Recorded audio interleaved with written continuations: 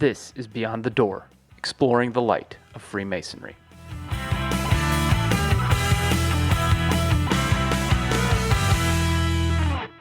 Hello, and welcome again to Beyond the Door, exploring the light of Freemasonry. I am Chris Crume, and once again joined by my co-host, Matt Salyer. Hello, brethren. Hello, listeners.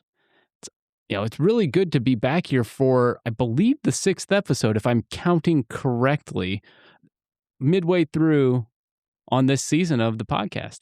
I'm looking at your fingers now, and you've got one hand up and only one finger on the other hand, so I think you got it right. I have enough digits on these two hands to actually count to 6, which is a good thing. I don't have to take my shoes off yet.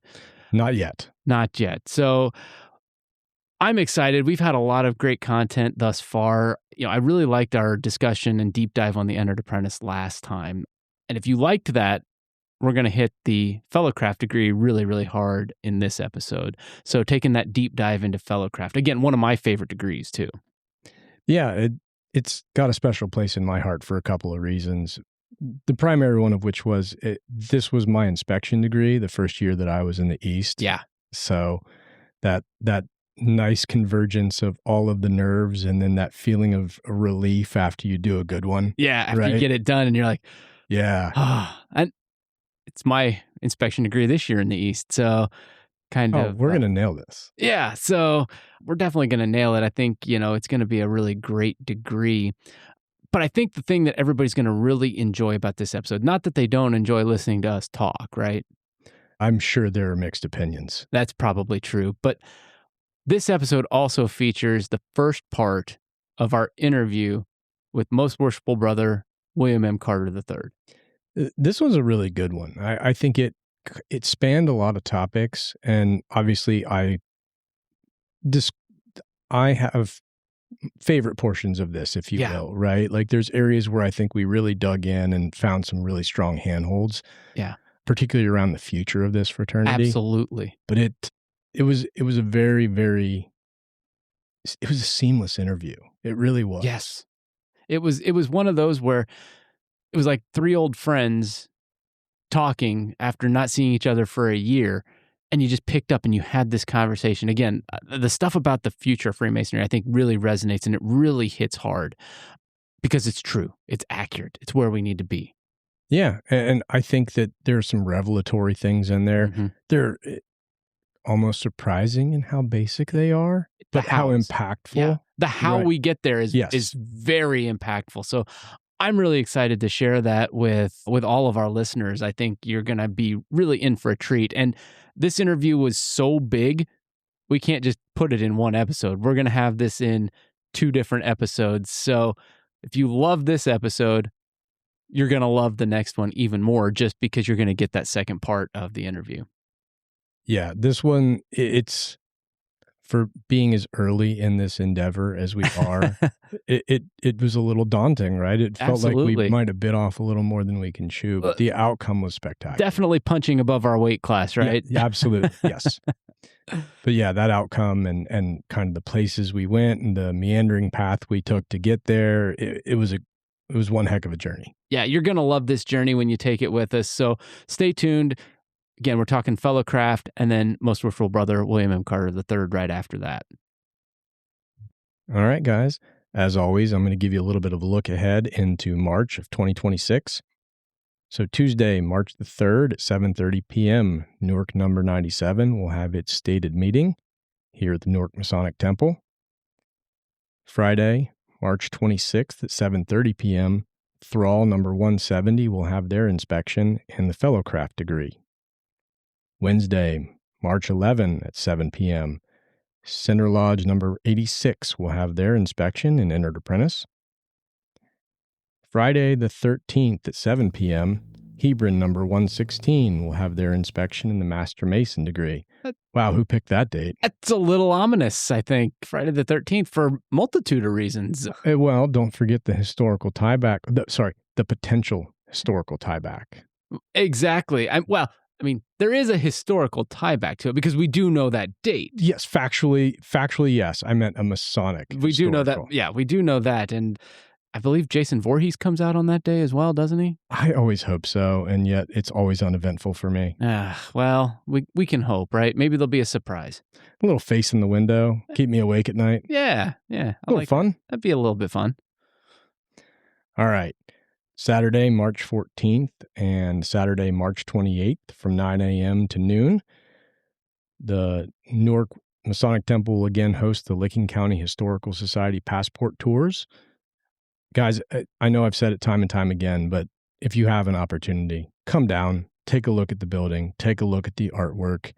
This is an amazing piece of local history, just sitting downtown, waiting to be explored. Yeah, I mean, we're so excited to share this with the community, right? And because it's not just a part of our history, it's a part of Newark's history as well. And the best part, it's free. That is a perk. I always like that. All right. Thursday, March 19th at 7 p.m. Acme number 554 will have their inspection, the Master Mason degree. Saturday, March 21 at 9 a.m., Farmers Lodge number 153 will have their inspection in the Entered Apprentice degree. Thursday, March 26th at 7 p.m., Lone Star number 175 will have their inspection in the Master Mason degree. And rounding out March, Saturday, March 28th at 5:30 p.m., the Grand Master's reception will be held at the Elks Club in Mount Vernon. Awful lot of inspections here in March, considering we had a little bit of a break in February with just 3 inspections, us being one of them. Yeah, it's a really lean sandwich. There's a lot going on in January, virtually nothing in February, and now March. Yeah, and it seems like a lot of Master Masons here in March. Yeah, I mean, you might need the extra time to practice. I know when I had to do it, I backed it up as far as I frankly could so that we could get in the reps. Yeah, absolutely. Right? Plus, it's also getting maybe that candidate that you need for that degree along to, be able to do that degree with as well. And it's so much better when you have a working candidate too. Absolutely. And it's that timing thing, right? You're trying to time everything out because everybody works on their own pace with those kinds of things too. Well, absolutely. But if you can time it out, I mean, if it were in my power to maybe delay an inspection a little bit in order to have a working candidate, I think that's... there's something special about that. And, again, it's cool because, again, I look at Acme 554 being on here and their Master Mason, they've got one of our guys, which is really cool. And he's going to get the double there. So that's kind of cool to be a double inspection candidate. Yeah, back-to-back candidate for inspection, for Fellowcraft and then Master Mason at inspections by different lodges in the same building. The only thing that would be better is if it was like a joint inspection and it went from one to the other. I think that would run. This guy's got some special requirements. He has a little bit of a different story, here. But yeah. Right. But otherwise, that would be awesome. Could you imagine that going boom, boom, just being that inspection candidate? No, that would be insane. The image that popped into my mind was, I can't remember where I saw it, but a woman watering a flower. Yeah. But she was looking at her phone, just spilling all over. That's my brain. Yeah. That would be my brain that day. Absolutely. I mean, it's already enough to be, getting 1 degree. Your mind would just go. Yeah.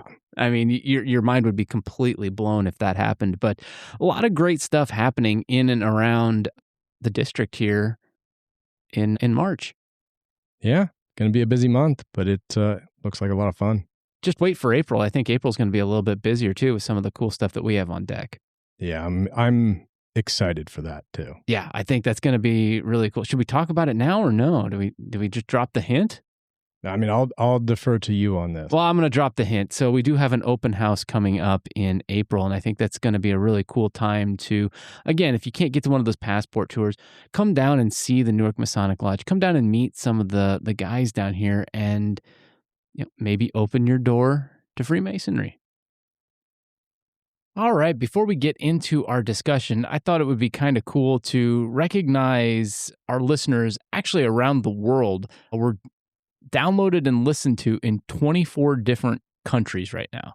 24 countries with nothing better to do. I think it's good because they're getting a little bit of education. But shout outs to especially the United Kingdom. They're our number 1 country outside of the United States, Canada, and Japan. So Those are our top 3 countries outside of the United States. So welcome around the world. It's kind of cool to know that we have listeners checking in from around the world. Japan kind of surprises me a little bit. You know, when you think about all the military bases out there, not as surprising. A lot of American service members stationed over there, so they might be checking in just from that local IP out there. That was kind of my thought as well, but I also know that a lot of those service members who are stationed over there are younger and maybe haven't had an opportunity. So Could be. I don't disagree with you, but I've kind of made a counter argument in my own head. Well, and it could, regardless, welcome to our listeners in Japan. Yeah, irrespective of your reason for being here, glad to have you. But, well, and with that, I think we're going to start, talking about the fellowcraft degree. We deep dove into Entered Apprentice last month, and I thoroughly enjoyed that. The fellowcraft degree is, I think, my absolute favorite of the degrees. No argument here, though I do have a minor quibble with the term deep dive. Only because there's so much in these. I feel like like we could record for 15 hours and have experts in and all sort of things. But we dove a lot deeper than we've yes dove before. Is that the right use of grammar? It's going to work. Which grammar coming up later maybe. But, what I think is really cool about this degree, I think a lot of times people discount it. They look at it as it's a stepping stone to get to Master Mason. They don't really understand what it really truly, the symbolism behind that degree and how it is bridging you from learning everything brand new and drinking from the fire hose. Now we're turning that fire hose down a little bit and it's a garden hose, right? You're drinking from a garden hose in the fellowcraft degree to where you're getting just a glass of water with the Master Mason degree as your understanding increases. Master Mason definitely has kind of a singular, no, not a singular. It's more of a fine point, right? Mm-hmm. Than either of the preceding degrees.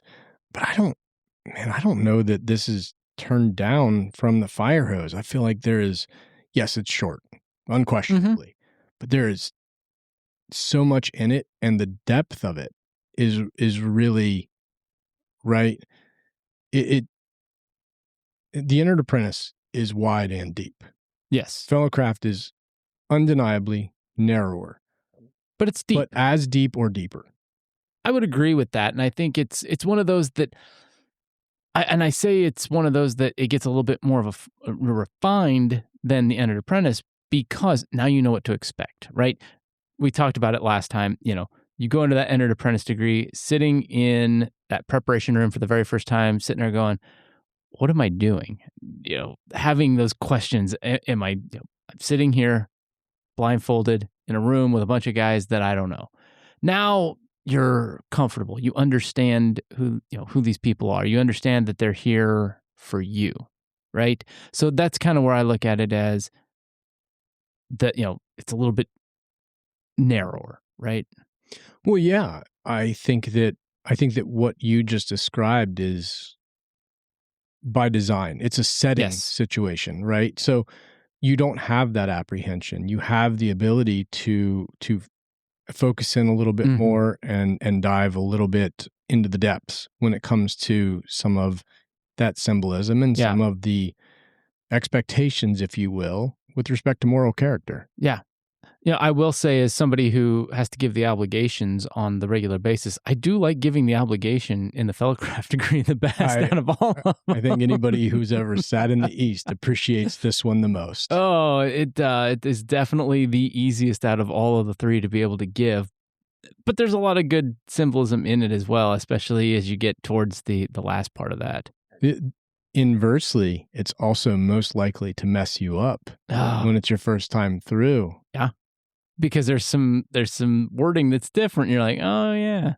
You get used to that first degree, and then you move on to the second one, and maybe get a little bit too comfortable. Well, and I think the other thing, you get that false sense of security when you go into the Master Mason. Then you're like, oh yeah, I can. Oh wait, which we'll talk about next time a little bit. But yeah, it is that one that kind of trips you up a little bit every time. Actually, the working tools are where I usually get tripped up a touch, but that's neither here nor there, which we can talk about later. But I think the interesting thing, again, looking at starting at the very beginning of this degree, right? Starting at the very beginning, you look at an entered apprentice. Again, we just talked about it. You're uninitiated. You're sitting in that preparation room. You have no idea what's going on or what you've signed up for, and the nerves are there, right?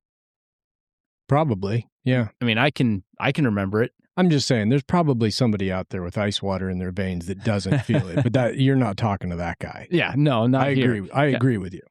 You get to that fellowcraft degree, now you're sitting in that preparation room again, blindfolded, clothes slightly changed from what they were. What was going through your mind that second time? Less anxiety, more anticipation. Still wondering what the novelty would be. There might be. I knew there might be some crossover, right? It's the same room. It's the same guys. I understood that the focus was going to be me, which I frankly didn't going in to the entered apprentice. But really, it was that kind of anticipation of the new and the novel, and what's this one going to bring. And then, of course, the dread of what I assumed would be some homework. Yeah, well, the homework, that's, I think, everybody's biggest dread for all three of the degrees is that dreaded homework proficiency examination at the end. Which, in hindsight, I wish I had worried less about the just kind of giving it back and read it more for what it was. That's one of the benefits of age and hindsight, is that I appreciate it more now than I did when I was going through it, right? It felt more like an exercise, and I wish it didn't. Well, yeah, but again, I think that, it speaks to the way the degrees work too, right? Youth, manhood, and age, right? So we were in youth at that point, and it's like, I just want to get through it, and I want to get to the next thing, right? Right. And we didn't take the time to sit down and appreciate how it could actually be applied for what we were doing later. I mean, I can honestly say when I sat down in the preparation room that second time, I felt a lot more at ease. I was like, okay, I know who these guys are. They're not going to kill me. At least I was hoping so. Well, you made it. I did make it. I am still sitting here. I'm not just a puppet right now, so. And now I have, it doesn't matter. Yeah. So, I made it, and I felt a lot more comfortable. That anxiety started to melt away a lot more. Having done one of the returns already, I knew a little bit more what to expect. I knew that things were probably going to be similar. They'd be different, but they'd be similar, right? And I could anticipate a little bit better. I could pay better attention to what was going on around me that second time, right? That first time, all your senses are just going, 5 alarm, right? Because you have no idea what to expect. Now, you can actually pay a little bit of attention to what's going on in the degree around you. Well, and I think that boils down to the trust factor that we've already discussed, right? Because walking in, not really familiar with the room, not really familiar with the guys, blindfolded, probably got a little bit of fight or flight going on. Oh, yeah. And that's not really good for having an attentive ear. Or retaining anything. Right. Except for your bowels, hopefully. Haven't seen that yet. Thank God. Hope I never have to. Same. But, and I think that's, again, that's the interesting thing with the fellowcraft degree, really. Entered apprentice represents, youth, right? The new, the exciting, the untapped. Fellowcraft represents manhood, which, what does that mean to you? I think if I was going to make a distinction here, it really, I think not only with respect to manhood, but also with respect to this degree, you start to notice that responsibility comes in a lot more. Yeah. A lot more in terms of what it is that you are going to be asked or should be asked to do, right, as a man. Yeah. No, keep expounding upon that, because I think you're onto something very good right there. Well, so there are many aspects to this, not the least of which is kind of the moral code, right? Yeah. If we look from at the passage, right? Mm-hmm. Starting even there at the passage that the Bible is opened up to. Yeah. We're talking about being upright. Yeah. Right. It's kind of an allusion, obviously, to some of the working tools later on. Yeah. And what that working tool asks us to do, which is to be upright before God and man. Yeah. Right. We are 100%. supposed to, our actions are supposed to be just. Yeah. Our actions. It's 100% correct. It ties back in very nicely when you get to those working tools, which again, we get to it here in a bit. But, I think that the sameness of that degree, felt very, very good when you're going through that. You get through the door, you get to, you get that feeling of, okay, everything's starting to feel normal. I'm proceeding as I did last time. Oh, wait, there's a little bit of a change there, when you go around twice, but everything else feels very, very similar, until you get to those working tools. Yeah. I mean, I think that's what really strikes me about this. That first part, very similar. There's not a lot of difference. Yeah, very, very little distinction. And again, until you get to those working tools, which are probably 3 of my favorite working tools out there, aside from the 24-inch gauge. Well, the only thing I would call out is your apron presentation. It is different. You learn how to wear your apron as a fellow craft, and that is different, which again, we talk about different signs and symbols for the different degrees. Yes, far more symbolic than it is education. Yeah. Well, and at the altar, again, you learn the grip, the pass, token of the pass, grip, and word of a fellow craft, right? Different than an entered apprentice, different than a master mason. But it's still very similar, right? Because you do that in all 3 degrees. Yes. So it's one of those that's like, oh, okay, I'm expounding upon something I've already learned. This is familiar. This is the same. And to a degree, see what I did there? The working tools, it is a familiar feeling, but they're different. And I think that's where the real twist of the symbolism comes in that degree. That's the first twist of that symbolism. Yeah, I don't have any argument to that, right? That I think those working tools are a good segue into the lecture and everything that kind of follows. The plumb, the square, and the level. I mean, again, some of my favorites aside, those are probably my 2, 3, and 4 favorites, with the 24-inch gauge being my favorite.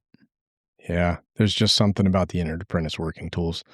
Yeah. Don't get me wrong. I appreciate these too. Yeah. But and what I like about the entered apprentice working tools is those teach you the basics, right? They teach you to plan your day and get rid of the things in life that maybe just aren't good for you or don't necessarily put you on the right path, right? Right. Now we're talking about taking that next step with the plumb, the square, and the level, right? Now we're learning, like you said, walking uprightly. It's a little bit different than just saying, I'm going to get rid of this. I'm going to plan my day a little bit, my days out better. Well, right. It's iterative. You're adding to the code. Like what am I doing for 16 hours of the day? Yeah. How am I comporting myself? How am I behaving? Right. And then the square. Now you're thinking about, how do my actions, impact not just myself, but everybody around me? How do they impact the world? How am I meeting people? Am I looking at people, am I thinking that I'm better than? Am I higher than? Am I greater than somebody? Or do I see everybody on the level? And I think that those 3 key lessons right there are what are most impactful from the fellowcraft degree for me. Yeah, the judgment and the accountability, right? I would echo a lot of what you just said, because that on the level, not meeting people from a place of judgment, and then obviously the accountability to yourself and to your maker with respect to your dealings, your personal dealings, your business dealings, how you conduct yourself. Yeah. And I think one of the cool things about Freemasonry is, again, being on the level, right? No person is better than the other. And you look back again at what the founding fathers were doing when they were writing the Constitution, Declaration of Independence. They looked at that. All men created equal, right? Now, again, we can debate what they were talking about when they said that, but in my opinion, that means all human beings created equal. Well, it was always intended to be a framework. Yeah. I mean, not to put on my history hat, but I think that when pen was put to paper, they understood that we had some work to do. Yes. So again, everybody being on the level, right? The president was no more important or equal, unequal than the guy that was out there making candles, right? That's how they saw it. Or candlesticks, if we're going to be historians about it. Yeah, if we're being historians, or contrarians, one of the two. I'm good at that one. I know. But you see what I mean? That's what I love about that. I have met, over the course of my tenure as a Mason, I've met judges. I've met business owners. I've met bankers. But I've also met teachers, factory workers, tradesmen. We're all equal when we step into this building. And again, that's by design, right? I think that's always been kind of my leadership style too. Yeah. Is that the best idea should win. It doesn't matter if it comes from a C-suite or from a janitor's closet kind of thing. We're all going to have off days. You're not you, Chris, but collective you. Right? I never have off days. Right. Me neither. You might not have the best idea that day. Yeah. Or you might not put in your best performance. But when push comes to shove, I think that on the level also kind of can refer to people picking you up in those instances. Ooh. Because you might not emotionally feel that way, right? But you've got people around you, got a brotherhood around you that'll pick you up when you've stumbled and bring you back up to the level. Ooh, I like that. I've never thought about it that way.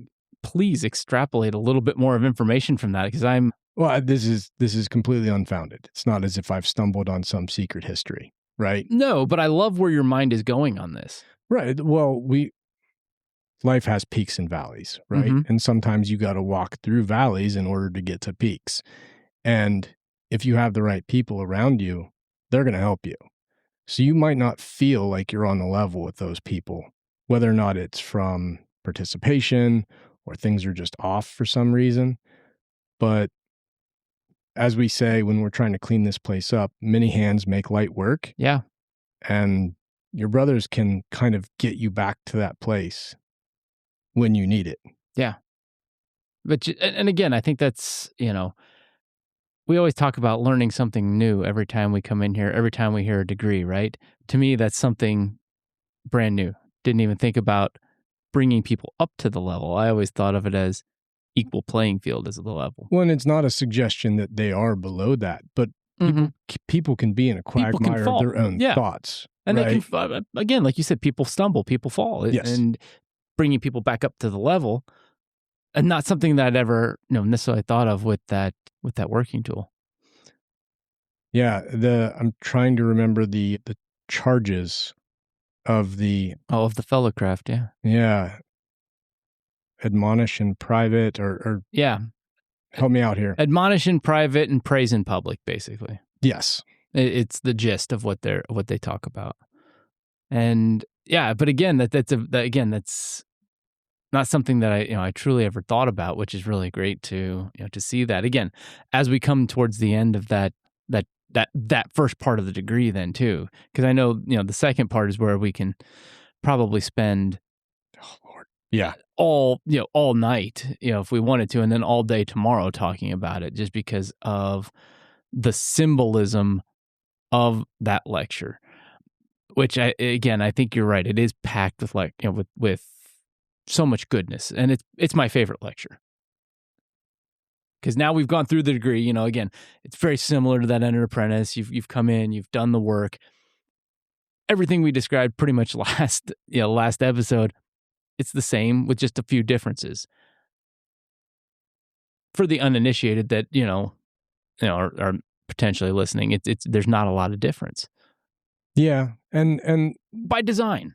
Yeah, the ones there are fairly small. Yeah, and it's by design too. It's designed to be that way so that we can get to that lecture, in my opinion, so we can get to that lecture where the goodness and the, that creamy nougat filling is. Yeah, and only right now in this moment, and correct me where you disagree, but I'm kind of thinking about that in the regular passage of time. Like, this is theoretically, right? We're passing from childhood to adulthood. And it seems to me that that kind of happens without anybody knowing it. You don't just arrive. There's not like an aha moment and somebody slaps you on the back and says you're an adult. You know what I mean? So, I'm still not an adult. Well, right. But that my only point is those little subtle shifts from intern apprentice to fellow craft are somewhat symbolic of that as well. Yeah, I know. I agree. Well, it's like I think it's kind of indicative of how shift. It's indicative of how time moves, right? When you're a kid, you can't wait to grow up, right? I mean, God, what a mistake that was. But again, you think about it, you're like, oh, when I grow up, I'm not going to have to listen to my mom. I'm not going to have to eat my vegetables. I'm going to do whatever I want, right? I'm going to pick my own bedtime. Exactly. I'm going to pick my own nose. I think you might have those two mixed up. I was close. Anyway, but you see what I'm saying? You can't wait to get older. And then all of a sudden, the next thing you know, you're sitting there and you're like, wow, I'm 25. I wish I was a kid again. If I don't go to bed at 10 o'clock, I won't be up in time for work. Exactly. And, now again, as we both sit here in our 40s, and it's like, wow, it feels like I was 25 just yesterday. Yeah, it is very different. And I know, in 20 more years, it's going to be like, holy crap, where did that time go? Now it's time for like retiring. You might have a better plan than me. I also don't have 3 kids. Oh God, don't you do that to me. 3 kids. Don't you do that to me. But, so I think you're right. It is about that passage of time and how the transition does just kind of creep up on you. Yeah. I left you speechless on that one. I'm kind of using that same train of thought, if you will, thinking of the segue from fellow craft to master mason, which admittedly for today is kind of not relevant, but my thoughts have wandered. But like I said, we get to the lecture, and I think that's where I think the creamy nougat center of the fellow craft degree is. No argument. What I love is, we talk about this, and we talked about this, in a couple, one of our early episodes, operative and speculative masonry, right? We talk about it, there, but we really don't talk about it in degree until the fellow craft. It's the very first thing that's mentioned in the fellow craft lecture. Yeah. I believe it's implied a little bit in the entered apprentice, but it's not necessarily talked about as much. Other than the overt statement that we are speculative masons only, I would agree with you. Yeah. But we really talk about the differences and what it means in the fellow craft. Yes. Oh, far and away. Yeah. It starts. I mean, that's the entire beginning of the lecture. We talk about the absolute differences between the two. Yeah. Without kind of reiterating what had just taken place prior. It is a very unique start. It's a very unique start. Again, and it's all prefaced on, King Solomon's Temple and trying to get through, putting yourself in that position to be the learner that might have been learning at that time as well. Yeah, taking a little tour. Taking a little tour of the temple before it's completed, right? But, what I love is where, it talks about, again, I'm one of those people that loves to, me, look at the operative side of Masonry and how it worked into the speculative side of Masonry. Again, I come back to, it's the world's oldest employee handbook, right? And I've said that once or twice. But, again, it talks about what operative Masonry does, right?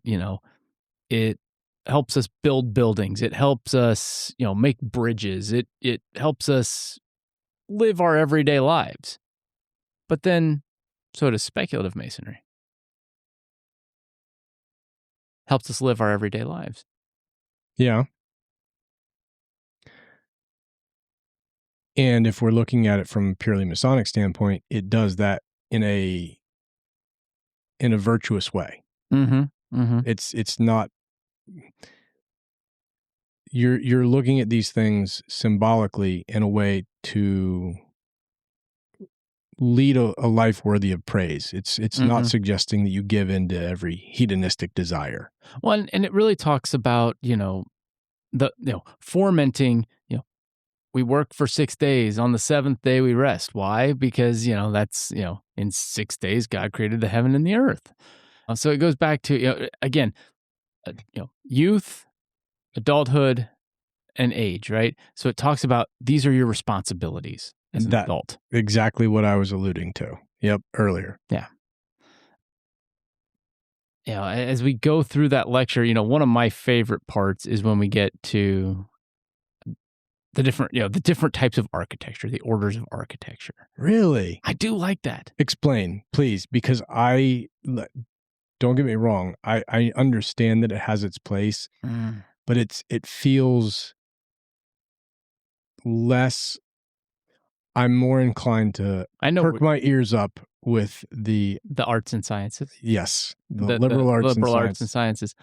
What I like about the pillars is, or the 5 orders of architecture is, to me, it's a visual representation of life. You've got the 3 primaries, which are, the Doric, the Ionic, and the Corinthian, right? Yeah. And you've got, your plain, very simple drawn lines. You've got your more intricate, and then you've got your ornate, right? And it really talks, to me, it talks about how you do your work, right? You can be very simplified, very straightforward, very, clear cut. This is what it is. It's serving its purpose. And at times you can be very, very elaborate with that. Then you add on to that, exposition or juxtaposition with different things for making it even more beautiful. Like they talk about with the composite, right? It's much more ornamental. You're adding a lot more to it. So you're learning to create grandeur off of these 3, phases that you've learned through. Or you can make it even simpler and more plain and say, hey, it's black and white. It's cut and dry. This is what it is. So I understand where you're coming from. I think one of the things that always trips me up in the midst of this lecture is the statement about owing to the Greeks and not the Romans. Right? Because what you just described are obviously different architectural styles from different periods and cultures. True. And it just always surprises me, given the origins of this fraternity, right? And it slowly migrating west with the colonization of the New World, that it would give credit to the Greeks and not the Romans. But you got to think that, where did a lot of our critical thinking come from? From a philosophical standpoint. From our philosophical standpoint, critical thinking, it was the Greeks. The Romans just took it and they either made it more complicated or they made it more. Let's face it, the Romans didn't necessarily invent much. They stole it from quite a lot of other cultures, right? Yes. So, I think that's where it gets to, is like, we owe it to the Greeks because they're the innovators Well, and that's obviously what I'm kind of getting at is I always get tripped up on that because the only sense I can make of it is that there are intellectual and philosophical forefathers, the Greeks. Now, does that make me right? It does not. It's a working theory, but I think that might be one of the reasons that I've not quite zeroed in on the actual like architectural structure of it because I'm more interested in the intellectual, I guess, than I am. But you have to have those constructs for critical thinking before you can understand the 7 liberal arts and sciences. Well, of course. And those 3 constructs of thinking that we get from the Greeks, with the 2 that were added by the Romans, where they just kind of, took it and made it their own, that forms the basis of being able to apply the 7 liberal arts and sciences. If we don't have that architectural or that critical thinking foundation, the 7 liberal arts and sciences they don't make sense. Well, but maybe that's why maybe I'm guilty of this. Maybe I look at that portion of the lecture as a stepping stone to the 7 liberal arts and sciences because those are undeniably more Greek than Roman. Well, but it is a stepping stone in a fashion because you have to form that basis of critical thinking. I'm just saying I might not be giving credit where credit is due and giving it its proper thought.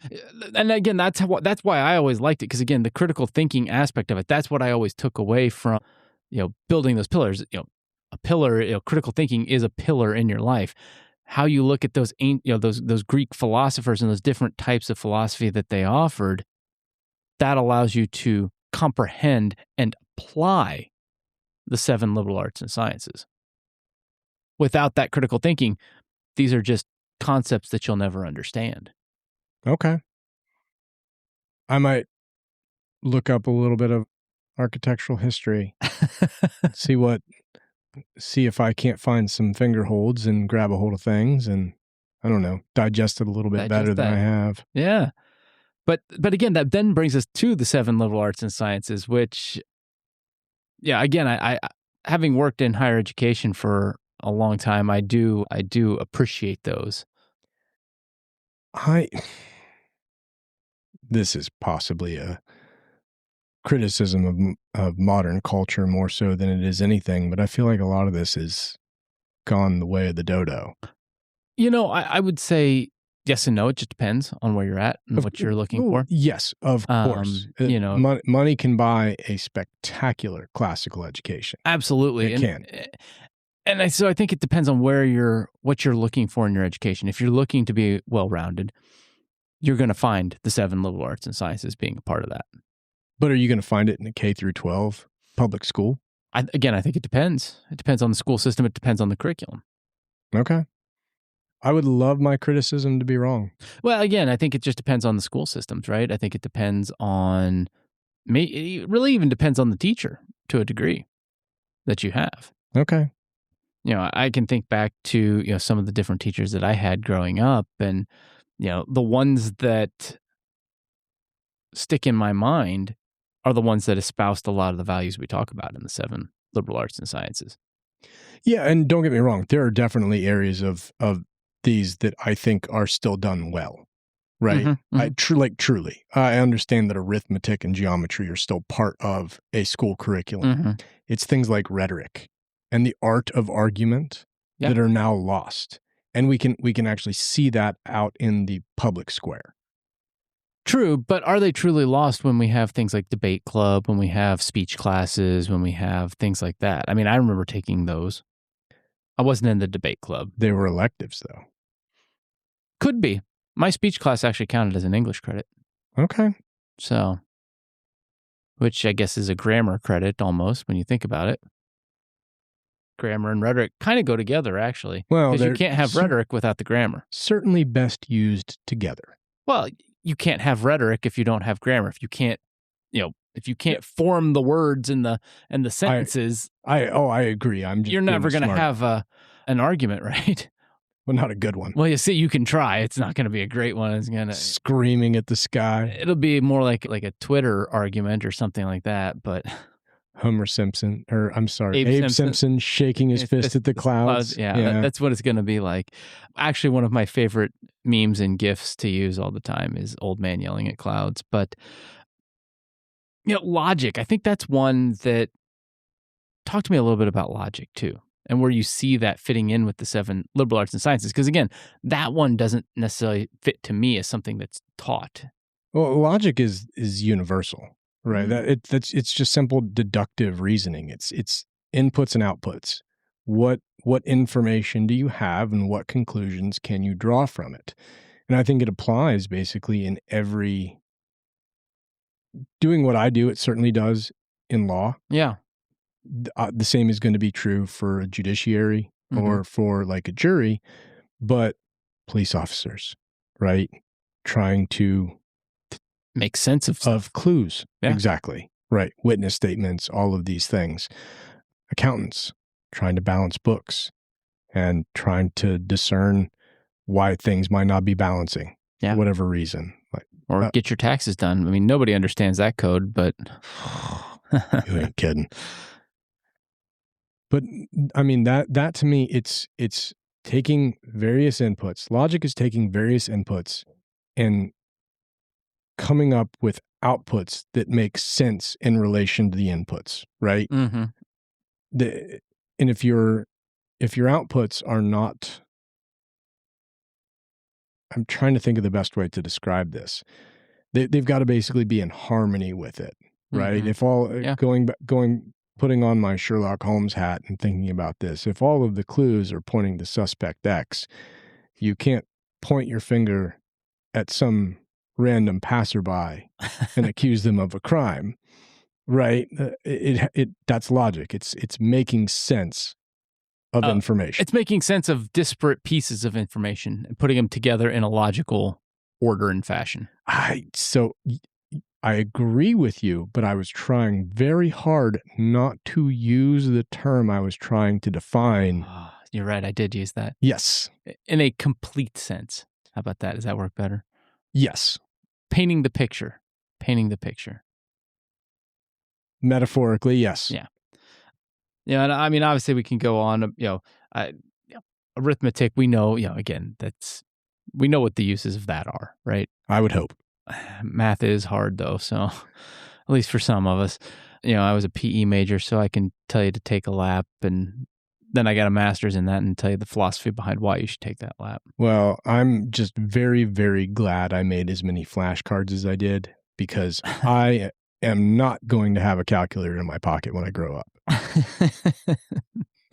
We all have one in our pockets. It's on these little, black monoliths that we carry as our communication devices.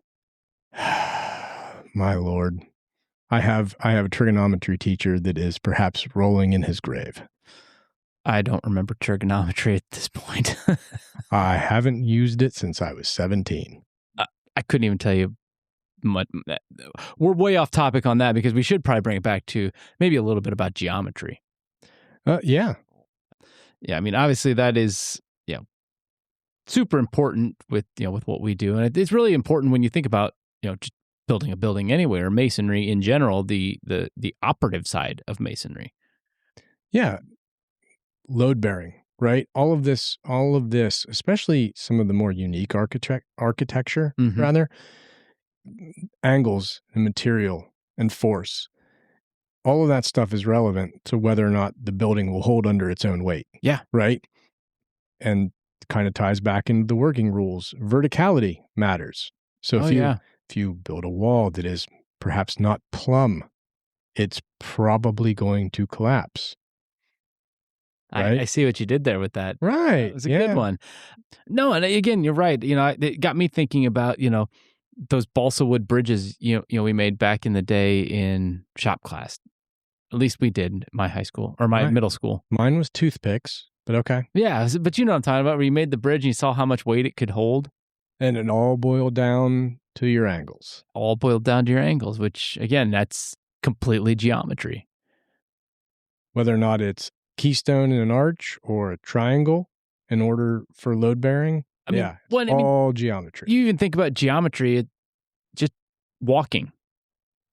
That's geometry. It's about Elaborate. It's about the angle of the step, the length of the step. If you take a step too short, you're going to trip. If you take a step too long, you might fall over. It's about that, it's about the geometry of your step. It's about the angle.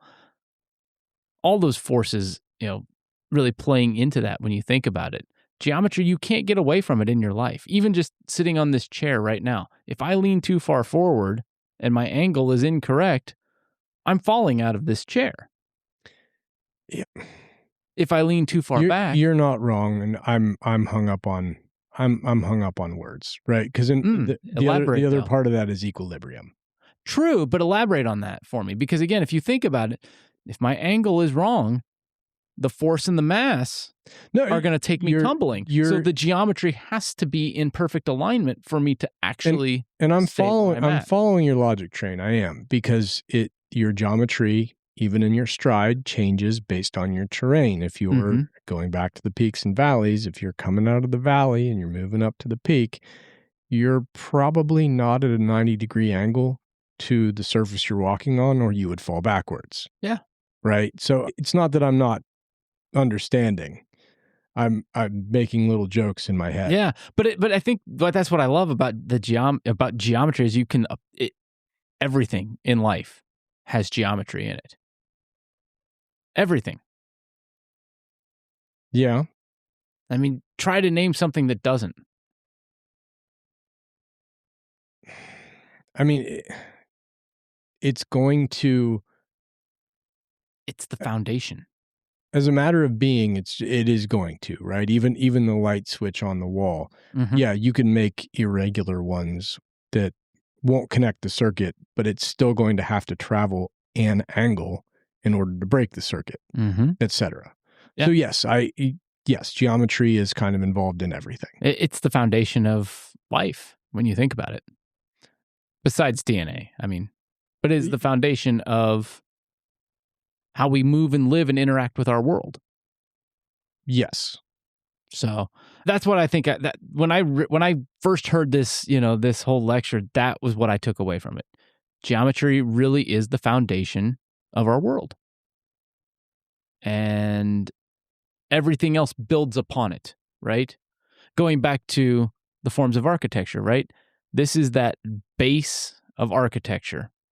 Everything else builds upon it. So if you look at what the Greeks did, that's the basis. The Romans just built on it and added to it, but it was still geometry at the end of the day. Okay. I'm a little wrapped around the axle a bit, but I'll chew on that. I don't fundamentally disagree. I just kind of got to make sense of it. Yeah. And then we get to, there's music and astronomy, and I mean, obviously we've heard some great musical tastes from some of our guests over the course of this podcast so far, and you're going to hear some great ones later on too, but it is important. It tells story.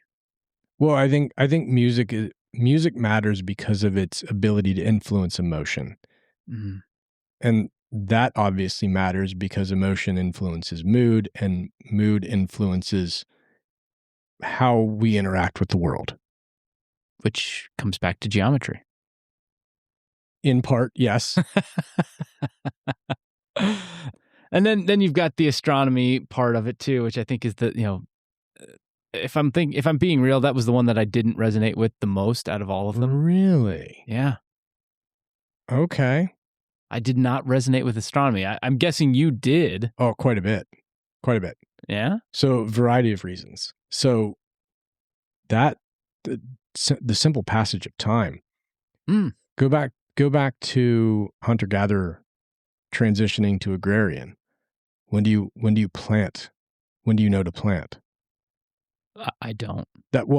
You, collective you, the species, the human species, when do you know to plant? We're watching the stars. That's fair. That is how you know when to harvest, when to plant. If you're talking about hunter-gatherer, that's how you know when to move, right? That way you're in front of the weather and not behind it. because behind it means that people's lives are in danger.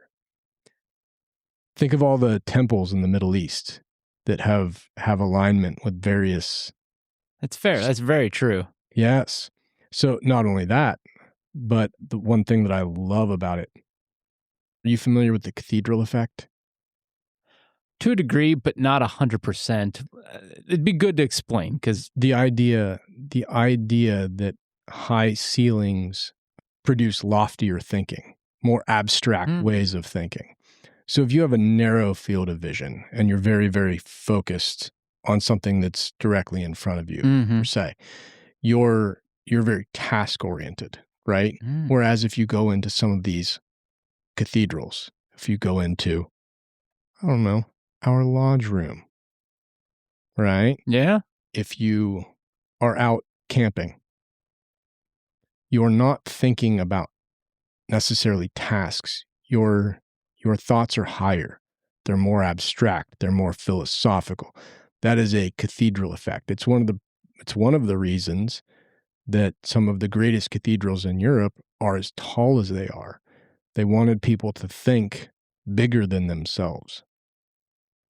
And that's something that always strikes me when we're talking about astronomy. I'd never thought of it that way. I'm going to have to... Nothing higher than that starry-decked ceiling that is the sky. Well, I'll tell you, when Art gives this lecture at our inspection, I'm definitely going to have to be thinking and pondering on that, because I've never pondered that way before. Yeah. I'm not a nature guy, so... Oh, that's fair. You know me. I'm a dazzling urbanite, so... Didn't have dazzling on my bingo card for this conversation.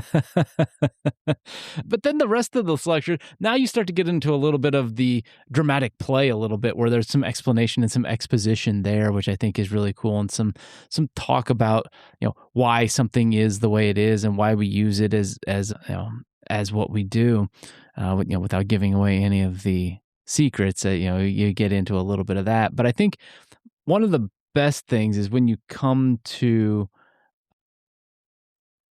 talking about the attentive ear, the instructive tongue, and the faithful breast. One of my favorite parts. I was kind of hoping we would get here. Oh, well, that's where we come to at the end of this for the most part, because those are, I think, three of the core tenets of this degree. Well, I think this is actually a really good segue into this interview too. It is 100%. But yeah, I mean, the attentive ear. What's the attentive ear supposed to do? Are we talking Masonically or just generally? It's kind of both. Or both, yeah. Yeah. The attentive ear is supposed to listen to instruction. And what's the instructive tongue supposed to do? That's where the idea of kind of lowering your hand on the ladder and being a good mentor comes in. That's providing that good instruction. Yeah. And then the faithful breast. That is, to my reading, the keeping of secrets. Ooh. Or private thoughts, I guess, maybe. Depending on how you want to look at it, right? See, that's not where I took it when I first heard it. Well, there are a couple of different ones. I say, for me, I looked at it, the faithful breast meant that I was going to be there for you when you needed it. I was keeping that in my heart, that I would always be there no matter what when you needed it. Okay. And I don't think you're necessarily wrong. Because the other tenets, the attentive ear, the instructive tongue, and the faithful breast all relate to how I interact with you, right? The attentive ear, I should be consciously listening and always, ready to hear what you have to say. The instructive tongue, I should always be willing to give you good advice. The faithful breast means I should always be ready to help you out no matter what. I'm being faithful to that pledge that I made. And you're right. Loyalty is absolutely a part of that, right? And I would never suggest otherwise. I think the terminology that made me think that perhaps, rightfully or wrongfully, is kept in faithful breast. As in retained, as in... It could be, yeah. Retained, yeah. So I could be wrong. Or we could both be right too. Also that's true. I think that's what's the beauty of it, is we can actually both be right on what it means. Because I don't know that there's, I think however many Masons there are in Ohio, there's that many different thoughts on what it actually means to you. Yeah, I think there's definitely room for interpretation. Mhm. I would give me a time machine. I would love to be at wherever this was originally thought out, and just start asking questions. Yeah, see what they had to say about it. But I don't think that's going to happen. Go back to 1717 and listen in on the original Grand Lodge of England. Oh, that'd be fun. Assuming we could understand it. Well, I mean, we do read this ritual, which is kind of Old English speak, so we'd probably pick up a good chunk of it. 60 or 70% we'd probably be good on. Yeah. And that's better than what I get on most of my tests, so. You're still being tested? Well, every now and again. But I think that actually brings us to a great segue for our interview. Coming up, we are welcoming Most Worshipful Brother William M. Carter III into the Newark Masonic Temple podcast studio for a really wide-ranging interview. This is going to be part 1 of 2, so we are going to go ahead and kick it on over.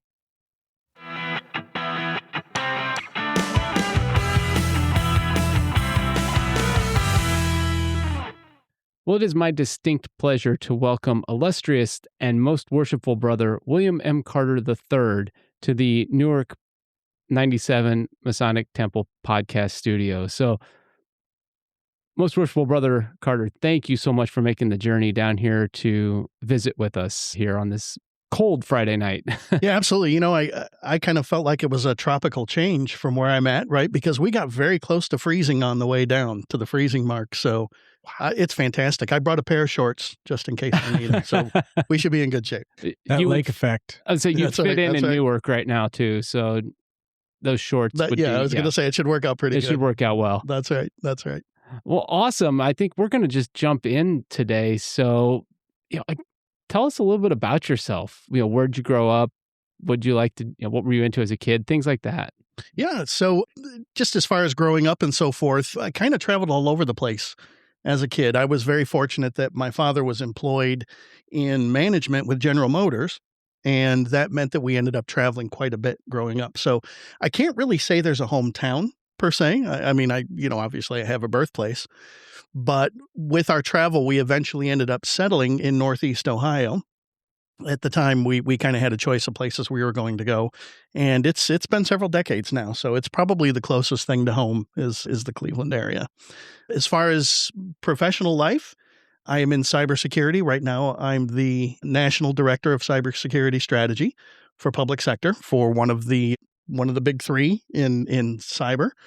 Prior to that, I was the Deputy Chief Information Security Officer for the state of Ohio and the CISO for the Ohio Department of Commerce. So whole career has been in IT and in particular cybersecurity. So I'm probably one of the most paranoid people you're going to meet, if not the most, right? I'm pretty close. I know I have some competition. Yeah, we had a little side conversation before the recording started. So we birds of a feather here.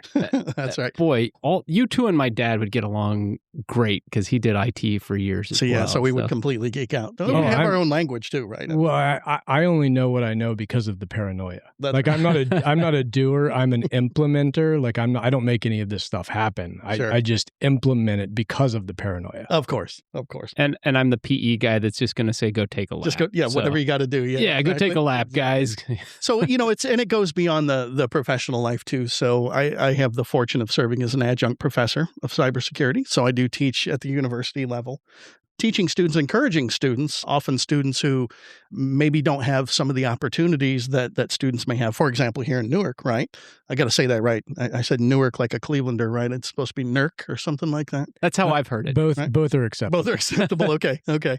So in addition to getting to do that and really shape our youth, it's also my pleasure to serve the Ohio Army National Guard's Cyber Reserve. So in the event that one of our public sector institutions may happen to be attacked, there is a team of us throughout the state of Ohio. We will go into uniform and basically fight off the bad guys from a cybersecurity perspective. So very, rich in terms of the career and the work life. I really enjoy what I do. You kind of feel like you're waking up and you're making a difference each day.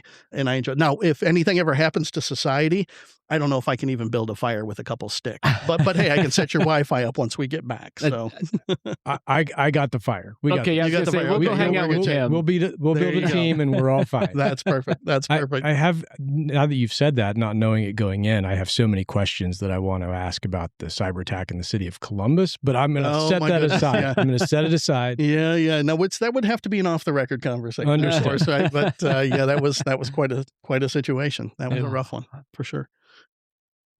What hobbies do you have outside of, what do you like to do outside of work, masonry, all that kind of stuff? So a lot of things, right? I really enjoy being outdoors. One of my favorite things to do is to throw a leg over the motorcycle, take a ride. I am a proud member of the Widow Sons here in the state of Ohio. For anybody who wonders what I ride a Victory Vegas. So that's my bike. It's kind of funny that the first time I brought my Victory Vegas to be with my Widow Sons brothers, who of course overwhelmingly are riding Harley Davidsons. I remember when we saddled up to ride and I started my bike up and about half a dozen of them said, "Is it started yet?" Because they felt they couldn't hear it, right? But those are my brothers. So no, I love motorcycling, camping, hiking. We just had an absolutely amazing trip to Iceland where we had the opportunity to scale a rather large glacier. I really had a great time. On my bucket list. It really should be. Absolutely amazing place. Shout out to Brother Sigurdsson. I'm sure he's going to be listening. He's a brother from Iceland who actually came over for the Grandmasters weekend this past year. So it was great. It's almost like we had an ambassador of Iceland joining us. But, point is, I love to do the things outdoors. I think that's a great time. And you know what? Honestly, I need it. Living in a digital world, I need that analog decompression. So a lot of the things that I enjoy doing, they're going to be outside in a very organic world, right? With things that aren't all zeros and ones. And, the cool thing is stuff can kill you out there. So, at least add a sense of adventure. Even in Northeast Ohio, you've got some beauty. I spent 16 years down in the valley. Oh my goodness, yeah. When I was getting my education and for years afterwards. Cuyahoga Valley National Park is very underrated national park. I mean, it's very different than any of the others that you would visit, but it is beautiful nonetheless. Yeah, I would agree with that. We're very fortunate that we get 4 seasons, almost construction wrapping up, and then utter freeze. Right? 77. Right, yeah, exactly. But no, but you're right. We have amazing natural wonders up there. I mean, obviously, we've got the lake, Cuyahoga Valley, as you mentioned, absolutely beautiful. Cleveland really is a great opportunity to get outside and enjoy yourselves, and very family friendly for those opportunities. So, yeah, it really is.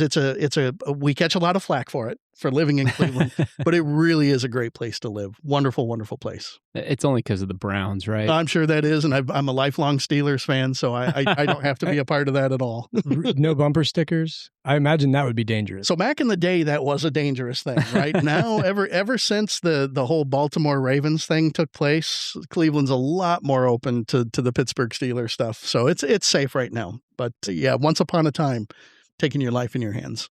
Yeah, that Super Bowl ring belongs to Cleveland, right? It's moving. What's her next question? I love it. Yeah, I think it does actually. But there you go. I mean, being from Cleveland and the Rock and Roll Hall of Fame being up there, who are your favorite artists? Who's on your playlist right now? Oh my gosh, who's on my very wide musical tastes. Anything from EDM. I love several types of EDM, dubstep, trap, psytrance, love those kind of electronic genres. But I'm a Gen Xer. So if we're not talking about Metallica and Master of Puppets being one of the greatest albums of all time, we're in the wrong place. But even pop, right? I got into the Phil Collins back in the day. Yeah.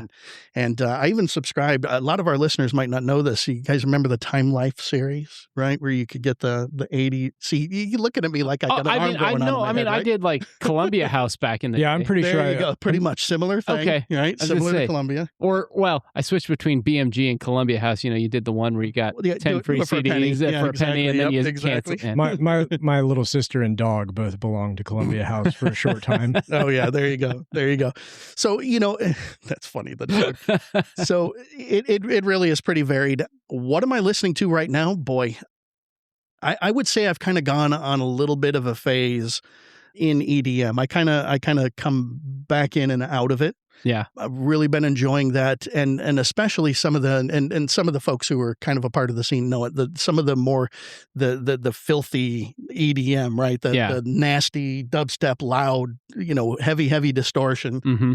I can remember one of our Masonic brothers found out that I had an affinity for that type of music, and his response was, "You're too old. You shouldn't be enjoying that," right? But I do.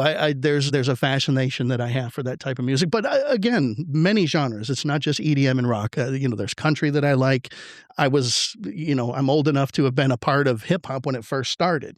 So, Dougie Fresh and some of the really, really old artists, right? That was very much a part of the catalog. So very little music is so huge. It's such a huge part of who I am. Yeah. So I really like a lot of the expressions, even some international music. Yeah. One that I'm really enjoying as far as international, I guess they call it metal folk, but is Wardruna, which is traditional Norse, very heavy beats and so forth.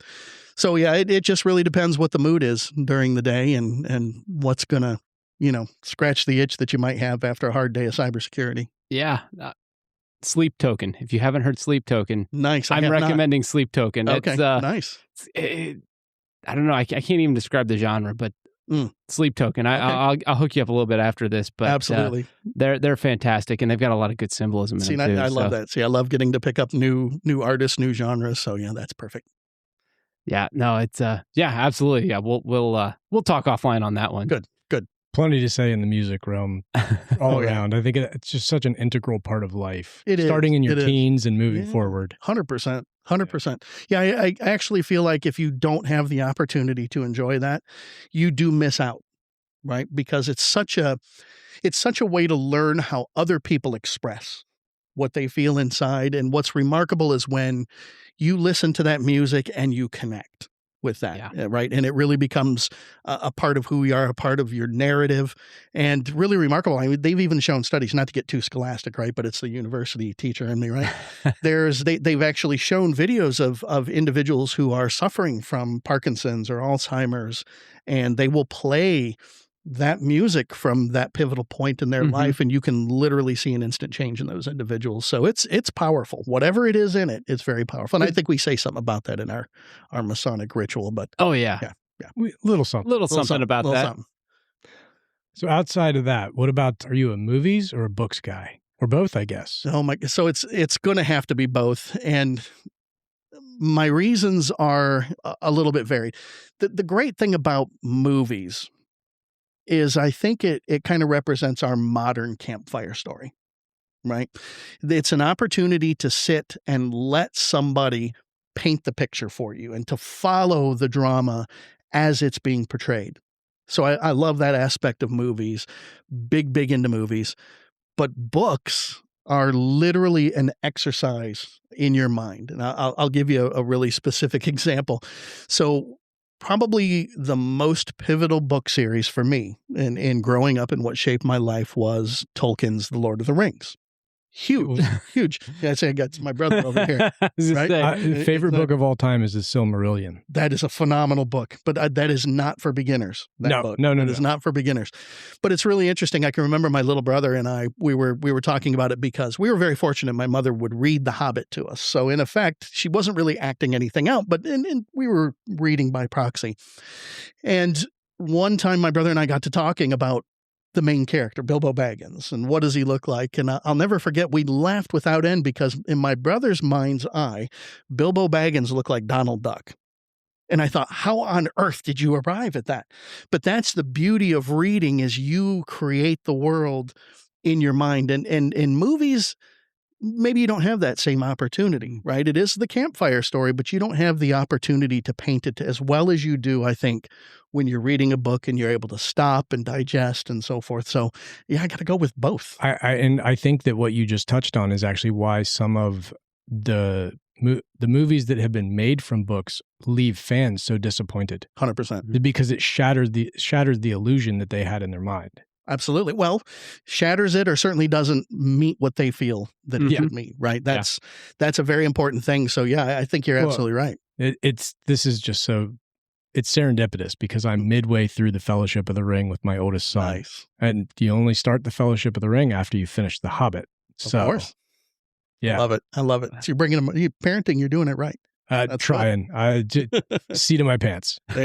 No instruction book. Yeah, I get it. I mean, you've got the Star Wars guy over here, so all the myth. Hey, I'm good with that. I'm good with that. But once you get past episodes 4, 5, and 6, I'm a Gen Xer. I'm lost. Right? He's a big fan of The Acolyte.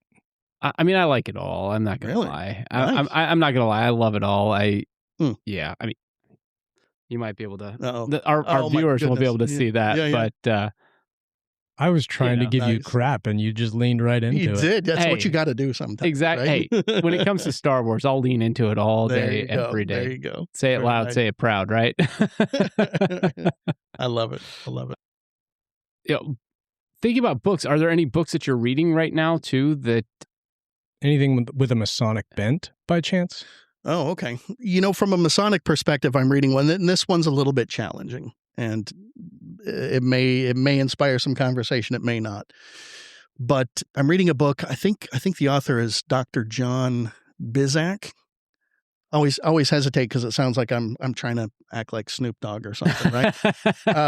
But it's called The Sins of Our Masonic Fathers. Oh. And the premise behind the book is probably what you would expect from the title, looking at our past and realizing that there are maybe things that were done that we have inherited and we're not changing, so we're equally guilty of those things. As well, one of Dr. Bizak's proposals is we are too focused on numbers, and we need to be willing to get back to a place where Masonry needs to contract a little bit and to make it an exceptional experience. So it's a challenging read. And, again, this could spawn an entire several hours of discussion about the fraternity. Yeah. Fascinating book, though. I mean, it's not a huge read by any stretch, but what you find with it is you'll read a couple paragraphs, and then, of course, you're caused to stop, and you have to think it through. Right. And that's, I think, what makes it a challenging read is it's a lot of reflection happens in it. No, it's kind of implied from the content, but I want to make sure this is a brother who wrote this. As far as I know, this is a brother. Yeah, okay. Absolutely. Well, and I find that concept interesting at a time where, we're kind of screaming growth. Yeah. And, slowing it down a little bit. That's I'm going to have to get that author from you because I'm going to have to read that. Yeah, absolutely. I don't want to dig into it too much unless we're going down that tunnel, so to speak. But it is really something to think about because I think anytime you're a part of an organization, and we've seen any number of organizations that may have been, kind of a supersized organization during the time of joiners, and they've all but disappeared, if not completely disappeared. It's the same thing that's happening, and I say this with all respect, it's the same thing that's happening in our religious institutions. So what is our understanding of who we are, what our purpose is in this world, what's our why, and then how do we make that applicable to the world that we live in? So yeah, it's a fascinating book. It'll certainly challenge you. I'm not one of those guys who likes to say, well, it was all their problem. They're the ones that all did it wrong, and if they'd only done it right, we'd be fine, and now we have to clean up their mess. No, the bottom line is there are things that we're committing or principles that we're living by right now that are not positive for our fraternity, and it's because it's the way we've always done it. And so are we willing to step out and challenge that? So again, that could be another conversation. We can go as deep as you would like on this, honestly, because we can do this organically. But skipping ahead, even though you mentioned something that's kind of in the outline that we wanted to talk to you about, right? What is our why? And I think you're a person, coming from your background in this organization, that you have some unique perspective on that, traveling around the state, around the country even, and listening to brethren and probably taking the time to contemplate this more than once. So, I mean, what is your answer? I'm sure answers are somewhat unique, but what do you think our why is? Yeah, and answers are going to be unique because it's going to be based on so many things, not only your experiences, but your perceptions, your environment, the things that you've been exposed to, and so forth. I think what's fascinating is when you have the opportunity, even in the state of Ohio, to see so many lodges, and what a remarkable state we have. I have to tell you, Ohio Freemasonry is so diverse and so rich. Absolutely incredible. I mean, some of the experiences that we had the opportunity to do during our travels, absolutely amazing. And that is all a result of Masons who have literally committed themselves to the craft, not to borrow from our Grand Master, right? But very committed to the craft and committed to creating this environment. Very, very diverse. That being said, there is the context throughout the United States, which also it was a great opportunity to take a look at that. There's also a worldwide context. And I tell you, Freemasonry, in my own observation, Freemasonry in the United States is different than the rest of the world. And I think that when you start getting exposed to those aspects, it adds more to the conversation. So, certainly have traveled quite a bit. But to get to your question, and I apologize that I haven't gotten to your question. No. I seek that underlying why for all of us, regardless what the manifestation is. What is the underlying why for all of us as Freemasons worldwide? Why do we do this thing that we do? And my belief really lives in a world that says we all understand in this collective world of ours, in some manifestation or another, because it's different in every country, different challenges. We believe there's something inherently wrong. But we believe that the unfoldment of the individual man as well as the collective body of Masonry can bring a solution that can fundamentally change the world. Now, it's our job, our why is we have to understand that and see that in every single individual that approaches us, and even the individuals out there who may not understand us, they're suffering from this as well. Mm-hmm. And so how do we carry that out? We create a sacred space where men are able to come and they are able to release the bonds that have been put on them by society. They're able to release those in a place that is safe to do that. And then begin a process, and this process happens through the loving arms of fellow Freemasons and supporting each other. It happens through the transformative power of our rituals and our ceremonies. It happens through the shared experiences that we have, that man slowly begins to rebuild himself. We foster that. And when he rebuilds himself to a certain point, it's almost like filling up a glass of whiskey too much. Eventually it wants to spill out into the community. And so I think our why is to do that because we're charged to essentially change the world. That's what we're called to do. And I would say that is universal. That is all throughout Ohio. That is all throughout the United States. And certainly throughout the world, you see that manifested in different ways. It's incredibly exciting. The challenge is, far too often it's like we overshoot the transformative steps and want to get right to that affecting the world thing. And that can be a little bit hazardous because maybe we've not done the sufficient internal work. And, there's a whole host of things we can talk about, even around the state of Ohio, that I believe put us in a mindset where we may not see that as clearly now, but that we need to see it clearly again, and we need to create that space for men to do that.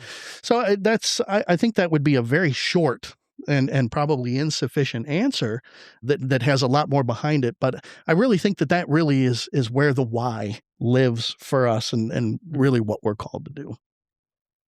As someone who reads Simon Sinek a lot, that resonates a lot with me. I mean, that really gets to the core of the why for an organization. Because if you don't know your why, the what and the how just don't matter. You and I share that about Simon Sinek. Simon Sinek, his start with why And I think the first time I saw it was as a YouTube video. Mm-hmm.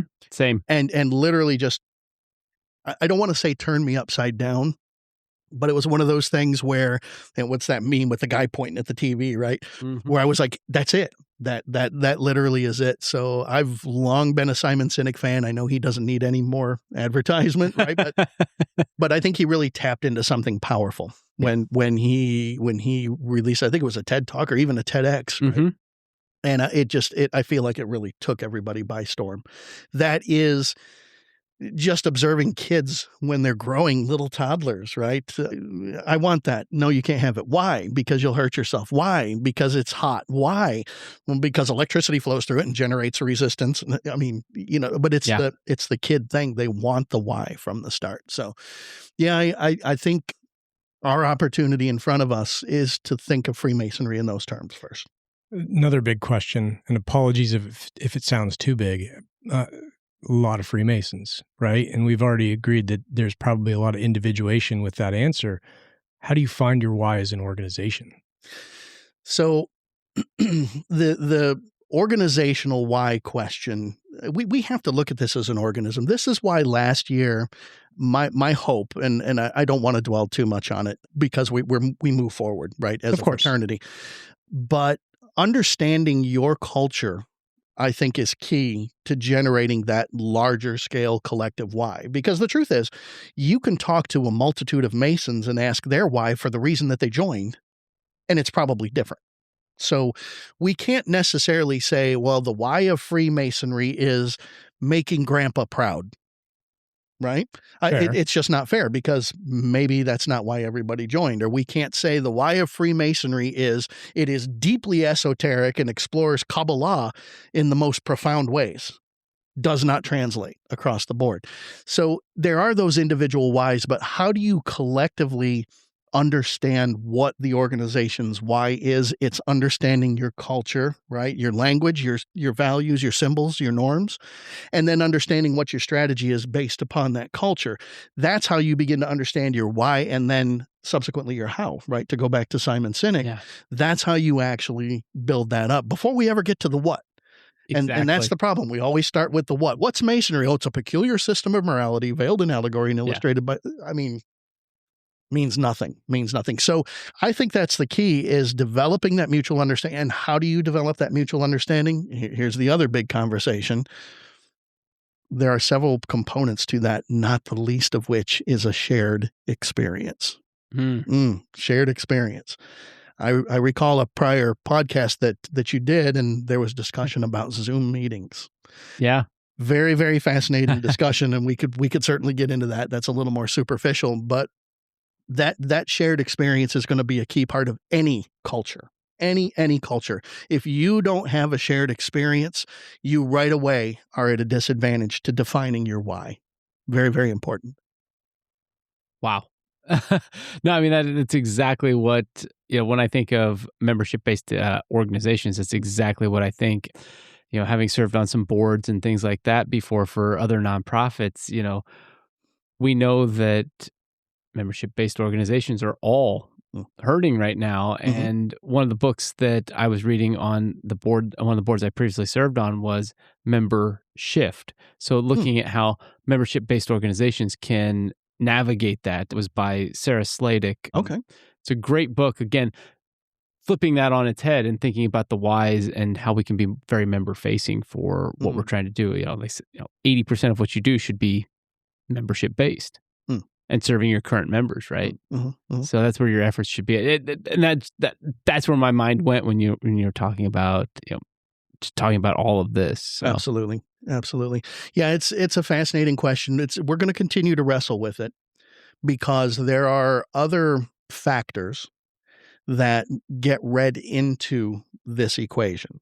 And I understand those factors. Those factors are very necessary. My concern, where I begin to get concerned, is when that discussion around those factors is so strategically focused without having a direct cultural connection, right?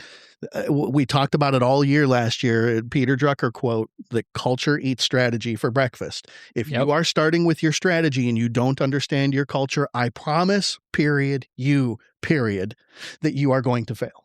That is just the bottom line. Yeah. So I love that member shift. So I'm going to have to look that up. Another recent read of mine, and I know our Scottish Rite talks about this one a lot, is the book called Bowling Alone. I've heard of that one. Fascinating book. Yeah, you give a listen to that one. It's a little statistics heavy from time to time. Yeah. I have no problem with statistics, but they have to actually shape decisions, right? Rather than being statistics for their sake. But yeah, another fascinating one to talk through that struggle as we try to figure out where this membership organization, and I struggle a little bit calling us a membership organization, but we're going to push that aside on the table for now real quick. For membership organizations, it's an interesting conversation, certainly to have. Yeah, absolutely. I mean, again, 3 Gen Xers in this room, we're talking about the generation that was not joiners. So okay. That's right. Well, we learned that, right? We kind of learned that from the boomers who raised us, right? This is such an interesting conversation, this generational piece, because it's interesting how sociologists try to break this down. I was just having this conversation with my daughter, of all people, right? So us as Gen Xers, and I don't know if this was your experience, and I loved my childhood. I really did. Oh, yeah. I had a great time. But apparently it's not normal to come home every day from school and nobody's there. Apparently that's not a normal thing, or at least it didn't used to be, right? To me, it's very normal, right? Oh, yeah. Mom always made sure, or dad made sure that there was, go in the fridge and get something to eat. But apparently that was a change. That was a cultural change. And so they call us latchkey kids, right? It's fair. I mean, it is 100%. If you look historically, this has only been a 2-income country for about a half a century. Relatively short time. Yeah. And so if you wonder why we're not joiners, I would suggest the reason we don't tend to be joiners is that we didn't have anything to join. We came home, we were by ourselves, we fended for ourselves, we're fiercely independent, cynical people, right? It's just the reality. And so I'm talking to my daughter, she's what would be considered a Gen Z, and they say that most of the Gen Zs alive today, their parents were Gen Xers, and so they've inherited certain characteristics from us, for better or worse. For better or worse, yeah, exactly. So it's a fact. In fact, I'm gonna quiz you both. Have you guys ever heard of the Gen Z stare? Gen Z stare.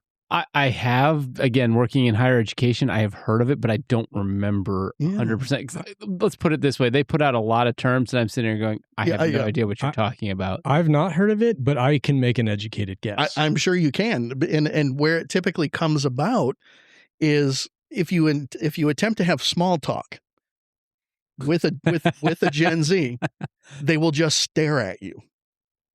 Why is this even relevant?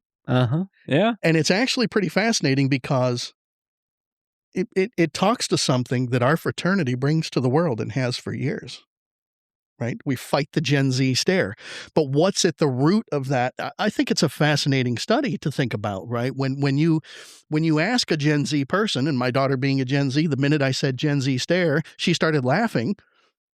And then had to show me your Gen Z stare, right? And so she showed me her Gen Z stare, and it was exactly what was in the Wikipedia article that we were talking about at the time, right? Looked just like the picture.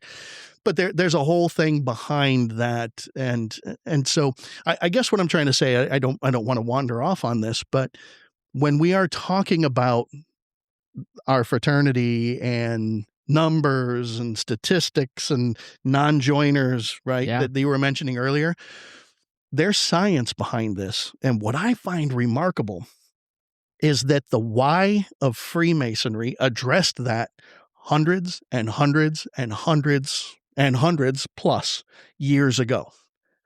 But apparently it's something that we still need. Unfortunately, we may have forgotten some of those things, right?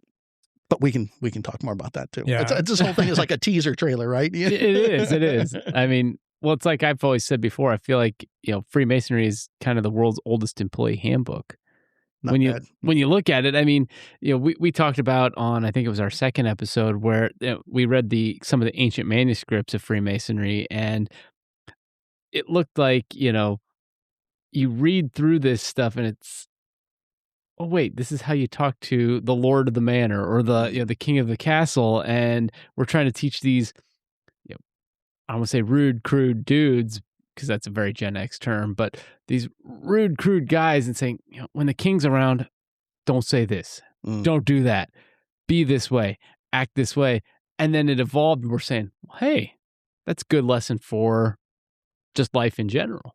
And it's remarkable because you just hit a key element of culture, which is norms and values. Yeah. Right. We don't address the king this way. Right. That's a norm. Yeah. Right. Why don't we address the king this way? Well, because we honor his role, his position. Right. There's the value. Right. So this is a very cultural, norms and values discussion that we're having here. We have to connect with that. First of all, we have to connect with that. I love the opportunity within Freemasonry when brothers say, hey, we're brothers. Let's go have dinner together. That's awesome. I have a great time with that. Yeah. Hey, we're going to have a cigar smoke, right? Come over and let's do that. Is phenomenal. Is that our why? No, I really don't think it is. And the reason I don't think it is because I can get that anywhere, right? What is unique about Freemasonry? What's the magic that happens in there? To me, that's kind of the what or the how. I mean, that's how we connect with people is, doing those like a cigar smoke, or we did axe throwing a few That's what I was going to say.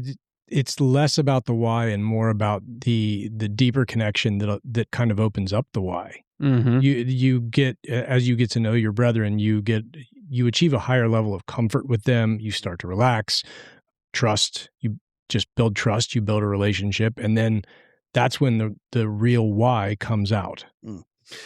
It's an interesting discussion, and especially if you have individuals that are of that mindset that are going to help guide that conversation. Because I would argue that time spent together, relaxing, blowing off steam, talking about work can happen in a bowling league too. Mm-hmm.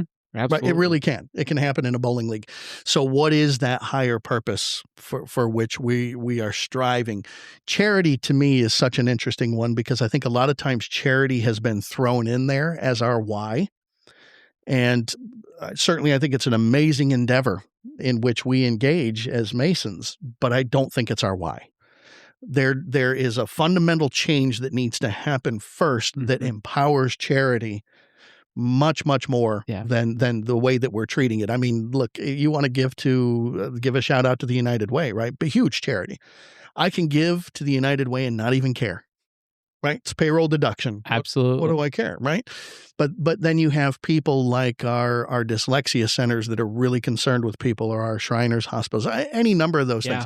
Wonderful things. Some people actually join the fraternity for those things. But our job as Masons, and listen, I want to be very, very clear on this. Our job as Masons, when somebody joins this fraternity because of the charities, because it's made a difference, our job is to create a space for that man to unlock the deeper aspect behind why that charity moves them. Because at some point, they're going to get back to that big why question, which is something is wrong in the world today. And we need to build something to heal that, right? And then we back our way in to the why. Sometimes you need to do it. Boy, that sounds a lot like what I always talk about. Anybody can give money to anything. That's super easy, especially in today's world where you can just click 2 buttons and I Venmo'd, There you go. It's a QR charity. code. Yeah, it's a QR code thing. Anybody can do that.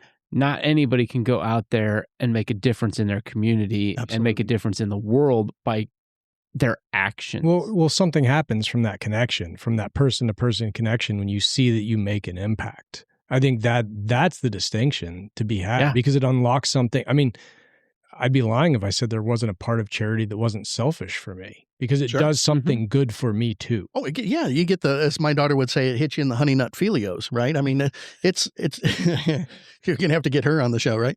But, it's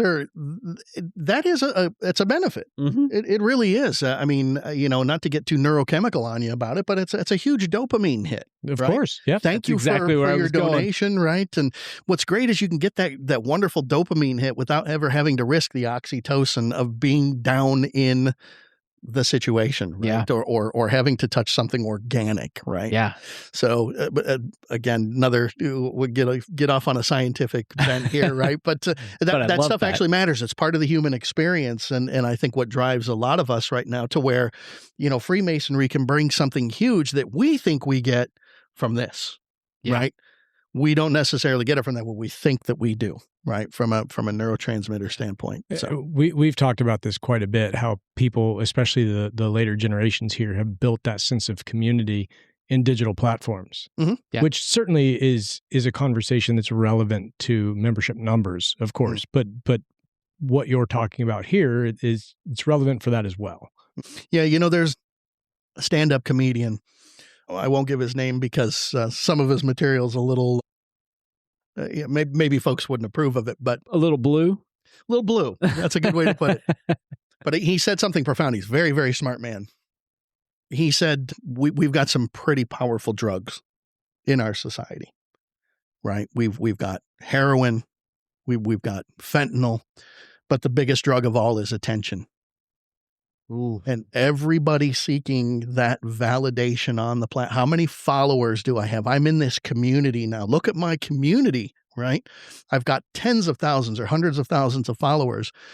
It feels like a community, but I promise you something is missing. There's something analog. We talked about that at the outset, right? Mm-hmm. It's very digital, but there's something analog, right, that you're missing. And COVID-19 should have been a lesson for us. It really should have. It should have reminded us of that fact. You guys talked about this in a prior episode around virtual meetings and so forth.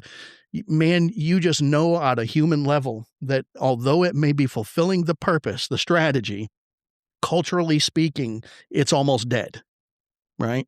Yeah. There's something organic that's missing under there. It's human connection. Sure it is. It's human connection. I think, COVID-19 really showed us that we crave that, right? We need that. Yep. Yes and no. I think a lot of people retreated, and I think that they coped. But I think if you look at the statistics of antidepressants and all of the other things out there, I think it's pretty obvious, from 10,000 feet that's not true. Yeah. Yeah. But it showed that we need that human connection. Oh yeah. If you're asking me, I agree with you. I think there are some people that took the opportunity to retreat further into the computer. Absolutely. No, it's true. And listen, all of us sitting around this table as Gen Xers, we're the problem, right? Because we created this digital dopamine, right? Yeah. We created this sense of a community. I mean, I remember way back in the day, it used to be bad to be called a nerd. And now it's almost like a term of respect, right? It's that nerd culture. We very much, that culture developed in kind of an online way, which was absolutely fascinating. I'll never forget being a teenager and getting my first modem, right? First time. One of those ones that were acoustic coupled, so you couldn't tap the table or it would actually disrupt the modem, right? It was acoustic.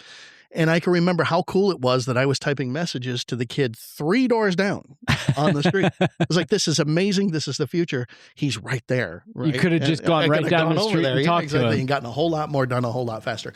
So it's not to say that digital is bad. Actually, I think it's really good. Of course, I have to say that. Right? It undeniably opened up innumerable opportunities. 100%. Especially for commerce. Yeah. Oh, yeah. Well, I mean, that was almost the original use case, right? Certainly it started out with a lot of research and so forth, but commerce was a key use case, right? When you could, back in the day, you get on your Alta Vista browser. Right? Alta Vista, Netscape. I was going to say browser. Netscape. Yeah, exactly. So, it did open up several things. Look, I think digital, as we've progressed from a digital perspective or online perspective, it has brought some amazing things to our lives. However, I think that if you try to substitute that for real human interaction, you're going to find a little bit of two-dimensionality to that, right? The human being understands what human interaction is, and that's a very Masonic principle, right? Very, very Masonic. Yeah. When people say, why would I want to become a Mason? If you try to sell them on, well, you get to make actual real connections. I have Wi-Fi. I have connections, right? That's you gotta go a little further than that. Yeah. Well, and it's interesting to think about that too with Masonry looking at technology. I mean, I think about being in the Scottish Rite myself. One of the things that's allowed me to continue to connect is technology with Thursday Night at the Rite. 100%. Right? I see degrees that I might not ever get to see. So there is that kind of dichotomy in that too. Sure. Yeah. Speaking of the Scottish Rite, I think it showed incredible resiliency in the face of COVID-19 when the Scottish Rite began to do the things that it did with digitizing these degrees and fostering that connection. I think it still means something today, a lot. I mean, there's good production value. It gives brothers a chance to connect, right? Especially in other jurisdictions, at least until the degree program starts, right? You get that opportunity. I think it's an amazing, amazing thing. And I hope we keep doing it. I mean, every season I've tuned in because there's always some degree that I'm like, oh, that's a rare one. I got to get that one on my path. Yeah, exactly. I don't have that. Like, I think they're getting ready to do the 6th degree, which is always super hard to see. And I'm like, sure. Oh, I really want to see that. So, yeah. Well, honestly, speaking of my late father, if it wasn't for that, he could not have been a Scottish Rite Mason because he was bound to the house. There was no way he was going to be able to come out and do that. Yeah. So there's a little bias in me over that about why I think that was such a huge move that the Scottish Rite did. The Scottish Rite still also understands the value of real human connection. They do, right? They've not said, okay, we're out with that. We're now the new Netflix for Masons, right?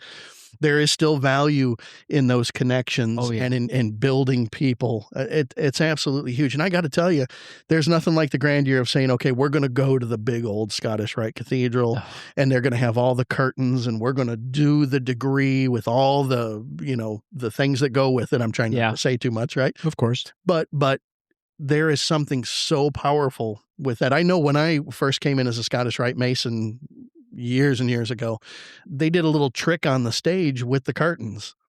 Oh. And I remember thinking, you can do that? Not digital? Right? It was amazing. And then all of a sudden, what you find yourself contemplating is these men from the 1800s and the early 1900s, they were slick, man. Oh, they were slick, and there's your connection. Yeah, 100%. I mean, I love going out to the Valley of Cambridge whenever they have their reunions in the fall and the spring. I mean, it's amazing. I get to connect with people that I don't see a lot. But when you talk about that, it also reminds me of in our lodge having those old plates that describe the lectures that used to be a part of our lodge, how that, that transition happened. I can only imagine what that looked like. It took a lot of bodies behind the scenes to make that happen. Yeah. Why? Why did they do it? I mean, really, what's the point? As we look at our ritual and we hear about carpets, right? We'll just say that much. Why didn't we just leave it at that? I mean, really, there's no reason we couldn't have just left it at that. Now, some would say, well, we had a bunch of amateur theatrics that wanted to, they couldn't make it in Hollywood, so I figure we're going to do it this way. I think that's glib, right? Yeah. Why does this actually matter, and why are people to this day willing to come out in massive numbers? How many was at the inspection that you just saw? 70 what? 74 down at New Home last Saturday. 74. Why are men willing to do that, and what is the benefit of that? And you said something. You said at one point, and again, without going into details, once your awareness was raised at the number of people in the room, you're stunned. Yeah. Right? And I would argue that the reason you're stunned is rather than dealing with the keyboard bullies, right? And hey, look, I have 100,000 followers. These 70 plus men took time out of their day to be here for this moment for me. Yeah. I mean, that's a big deal. That candidate got an amazing experience. 74 people showed up to give him that degree. They cared enough. They don't know him from Adam, right? That's right. But they showed up because of what was going on. And for me, it was impactful to see that. I was raised in the COVID era. I mean, I think I was our first candidate after COVID. It was, I don't think we were wearing masks anymore, but it's one of those that the lodge room was virtually empty. Sure. For my, aside from the primary officers that needed to be there. That's right. For that degree. But seeing 74 people be there for a brand new entered apprentice. Wow. What a cool experience. I mean, it reminds me a lot of my experience with the Sunrise degree at New Home. Amazing if you've never seen that as a Master Mason. Yeah. Usually it's done in July. without going into all the details, it's probably one of the most profound experiences I've ever had, just given the way that degree is run out there. It's timed very well. Really? Yeah, very that's what well. I gather. Yeah, it's timed very well. Let's just say, we talk about light all the time. Yeah, little light. Synchronicity, little coincidence. Yes, the synchronicity is amazing. Yeah. Oh, I love that. That's but fantastic. Again, that's what's powerful, right? There are tons of people that came out for that degree. They didn't, I think maybe 5 guys from our lodge traveled to that, but there were all these guys there that traveled just to see that for me. Yeah. And made that experience. And that's what I think that connection is what's powerful with Masonry. You're never going to get that behind a rectangle of glass. Absolutely. You're just never going to get that. You can watch it as if it's news, but at some point in the deep, dark hours of the night, if you really have that flame inside of you, you're going to say, I want that too. Yes. Right. And that is just a small piece of what's in this for anybody. Right? What is in this for anybody? Why would they even be interested in this? Why is it moving? Because I may say that that's what we have, and you may be like, not really a people person. Yeah. No, guess what? We're all people. I mean, as a natural introvert, I can honestly say 100%. I'm not necessarily a natural people person, but doing this has allowed me to come out of that shell. If you would have asked me when I first joined, would I ever, go to the East? Sure. I probably would have laughed at you. I would have probably actually said after my entered apprentice degree, like, whoa, I don't know. This was a little different. I don't know if that's something I'm ready, I'm going to keep going with. But I got to know, guys like Matt. I got to know a lot of the guys in the lodge, and it was that connection.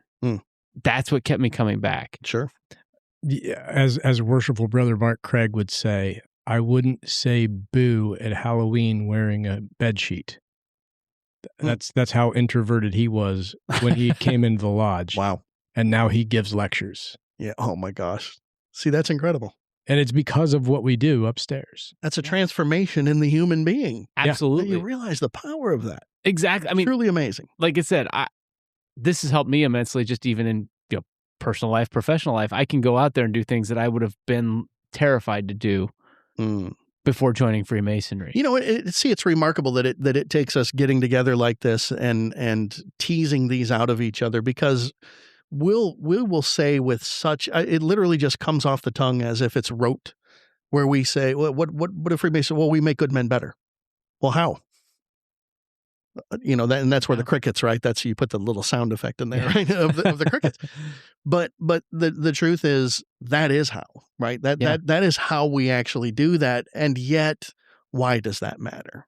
We still have to get back to that. Why does it matter that we would bring a man to a place where he used to be shy?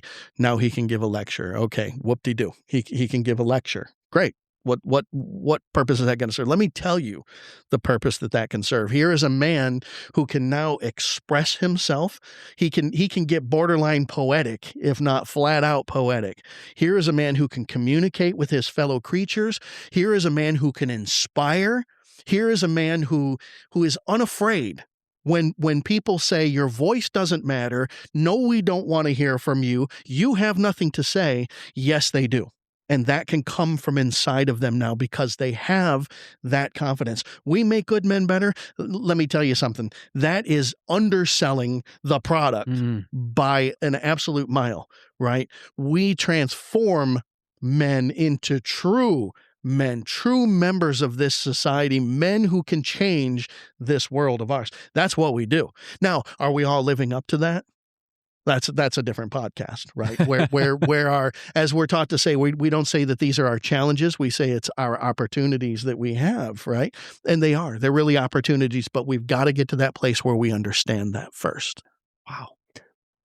I mean, we got really philosophical really fast. Yeah, but I love that. I warned you. I do too. No, I love it because, again, it's one of those, I think about, again, in December, I got to go out to Indiana, and I'd been there a few times in November. My dad's lodge out there in Indiana. And when I was out there in November, I'd been there a few times before. Because, again, my story is interesting where I came to Masonry before my dad. So I got to raise him, which was really kind of interesting.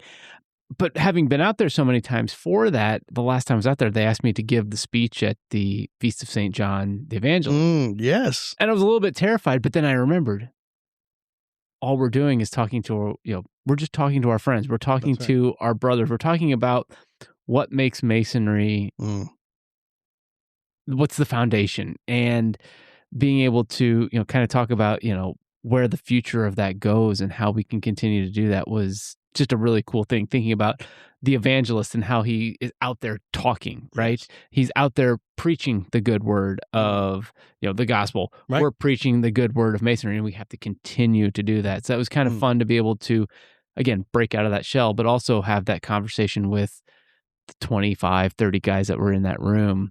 See, we've backed our way right back into culture again, because everything that you're talking about just now is language and symbols. Yeah. Right. Being enabled to get up there and to speak in those terms. We have literally surrounded the entire cultural discussion just in these couple pieces, right? Mm-hmm. Your language, symbols, values, and norms. You've got it. That is the building of a culture. And again, once we have that shared experience and identify that culture, now we can start building strategies. But we're putting the cart before the proverbial horse, right? Mm-hmm. Where we're going strategy, and yet we can't even explain how we're making good men better, right? What does it mean that we're a peculiar system of morality, veiled in allegory and illustrated by symbols? Well, why does that even matter? Okay, great. Why don't you just come straight out and tell me, right?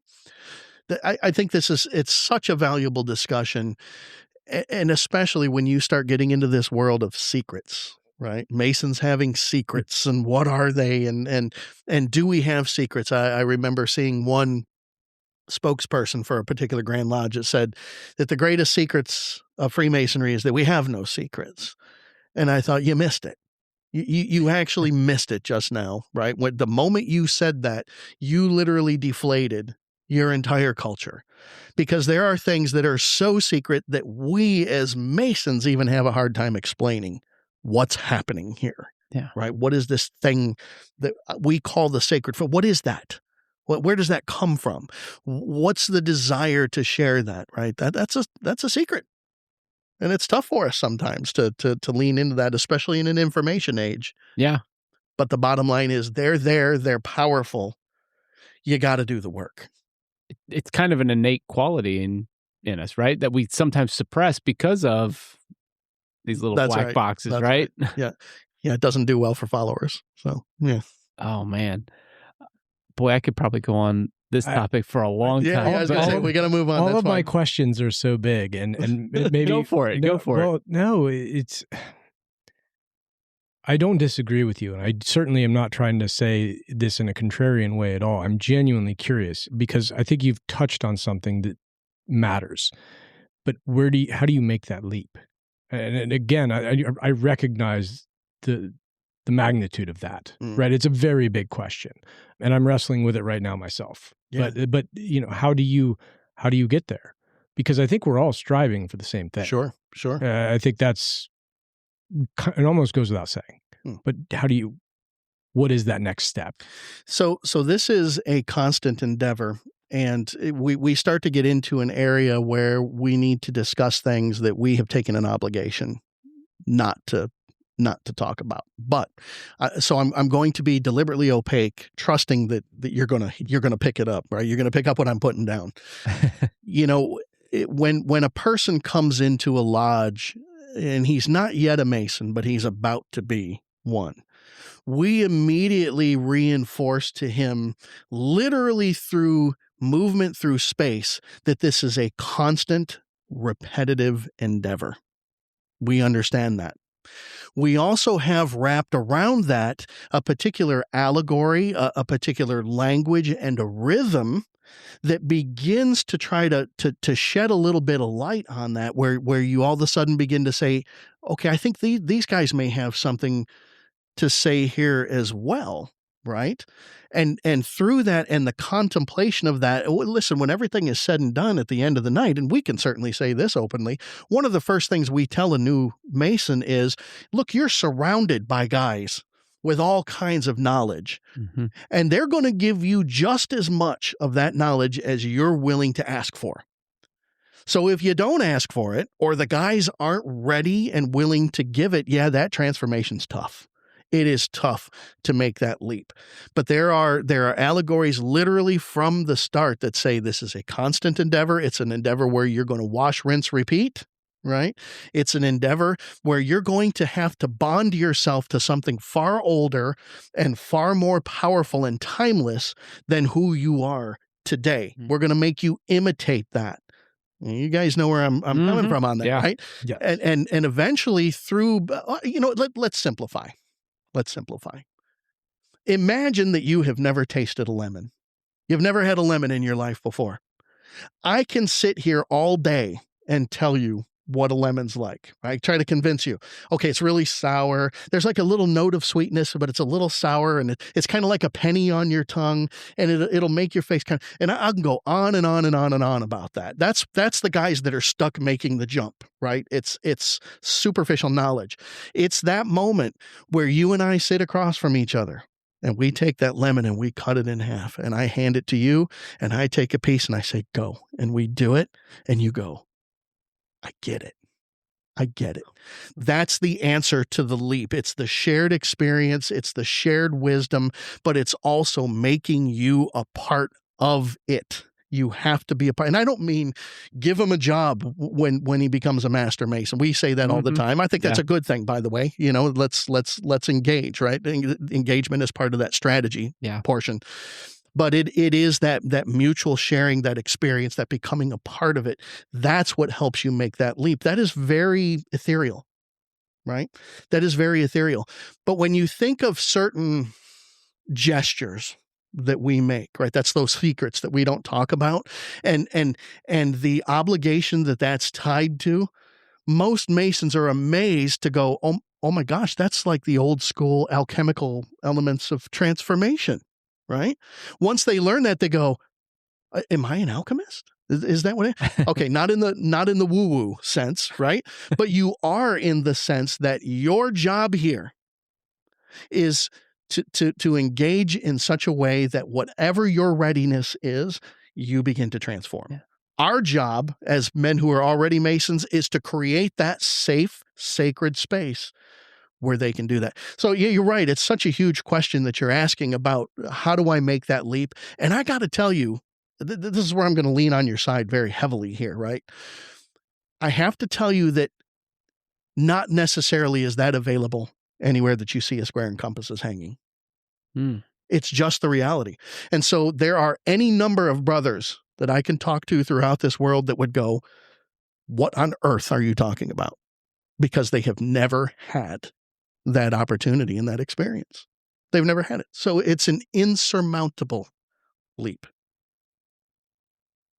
That's my story, and I'm sticking to it. No, I love that. But it naturally rather leads to the next question, which is how do we make it more accessible? Accessibility it's an interesting term in a Masonic context, because the typical assumption when you talk about accessibility immediately falls to a numbers game, right? How do we make it reachable for more people? And I think accessibility for the sake of this artificial, inorganic growth attempt is not necessarily the right thing to do. And I mean that from a philosophical standpoint. If we look at Freemasonry, and I'm going to do the contrary real quick. I love getting to talk to somebody that's an attorney, right? Because I know he's evaluating everything I say, right? And then there's the PE guy over here that's like, take a lap. I think it's a great question.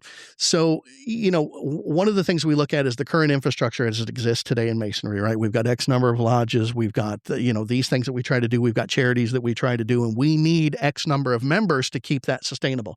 That's very real. That is very real. I don't disagree with that at all. From that pure perspective, you need income. It's just the bottom line. You got to have income. What I'm more concerned with is the quality of the experience and the depth of understanding and wisdom and capability of teaching that needs to grow. And that actually is the root of my question, right? Because earlier in this conversation, you talked about we all know something is broken. We all want to build a better world. And if we're offering something, and the only way to go out in the world and make this thing happen and do it right is to continue to teach these things. That's the accessibility I'm talking about. Yeah, and that's the natural progression of this to achieve that end state. You're talking about the fulfilling experience. Correct. How you create that fulfilling experience in lodges, and what do we need to do to be able to do that? Well, it's remarkable. There is a past Grand Master here in Ohio who one of his mantras was just make Masons. And he's right. But what does that mean? Is it the procedural aspect of turning a non-member into a dues-paying member? Well, okay. Well, like you said, you and your dog are members of Columbia House, right? Yeah, you can do that. You can artificially grow the membership numbers and increase the income. Again, very important from an infrastructure standpoint. But what does it actually mean to make Masons? Is it possible that making a Mason means not only growing a person in his own knowledge, but giving him the skills to then pass that on, to teach somebody else, right? To be able to do the lecture, right? Yeah. Out in the middle of other people, to not be afraid to engage in the small talk because it builds bonds, and suddenly you've got somebody with a whole host of experiences that you've never had. I'm sure your experiences in life probably different from mine, different from yours. But in being able to build those bonds, and I know it sounds a little cliche, but there is something powerful when we all come together with that shared understanding where the whole becomes greater than the sum of the individual parts. That's the cliche part, right? But it's very true. And if we grow Masons that way, that's the accessibility, right? The most wonderful thing that could happen is, and it doesn't happen, but can you imagine as a man is made an entered apprentice, right? He's taken his first step into the fraternity, and then he is swarmed by guys offering to help him afterward. I've not seen it yet. Yeah. But can you imagine, right? If we were in a position, that's purely hypothetical, but we were in such a position that everybody says, look, we found him, right? So you asked about movies or books earlier. One of my favorite movies is The Matrix. Absolutely love the movie, right? Great movie. But to actually find that person and say, right, they're ready to be unplugged, and we're going to, when he first becomes an entered apprentice and those first struggles hit him and he says, why do my eyes hurt? And having somebody who can say, because you've never used them, right? Similar to the movie. Man, this is huge. That is the accessibility. The accessibility is growing our craft in such a way that those who are in a different place in their life and maybe they don't realize how to make that leap yet, we need to be able to help them. We need to be able to be there. That's the value of our diversity. That's the value of us. I hate to go down this road, but it's the value of us knowing how to disagree in an agreeable way, in a civil way. Yeah. Right? The art of argument. Yeah, imagine that, right? Absolutely amazing the way it could change this world. Look, I realize that the two, no-nos in Masonry are religion and politics. And if you think that's the way it's always been in this fraternity, you could not possibly be more wrong. Well, yeah, I mean, considering a lot of our founding fathers were also Masons and they were dumping tea in a harbor. Highly political, highly political, highly religious, right? But not religious from the standpoint of me trying to say mine is right and yours is wrong, but more from the standpoint of saying this is our understanding, this is how we view things, and the other person saying, you know what, turns out we're not so far apart after all. There's almost that commonality that we find within Masonry, right? We talk about the differences in religion, but through Masonry we can find that commonality in most religions. There's my accessibility.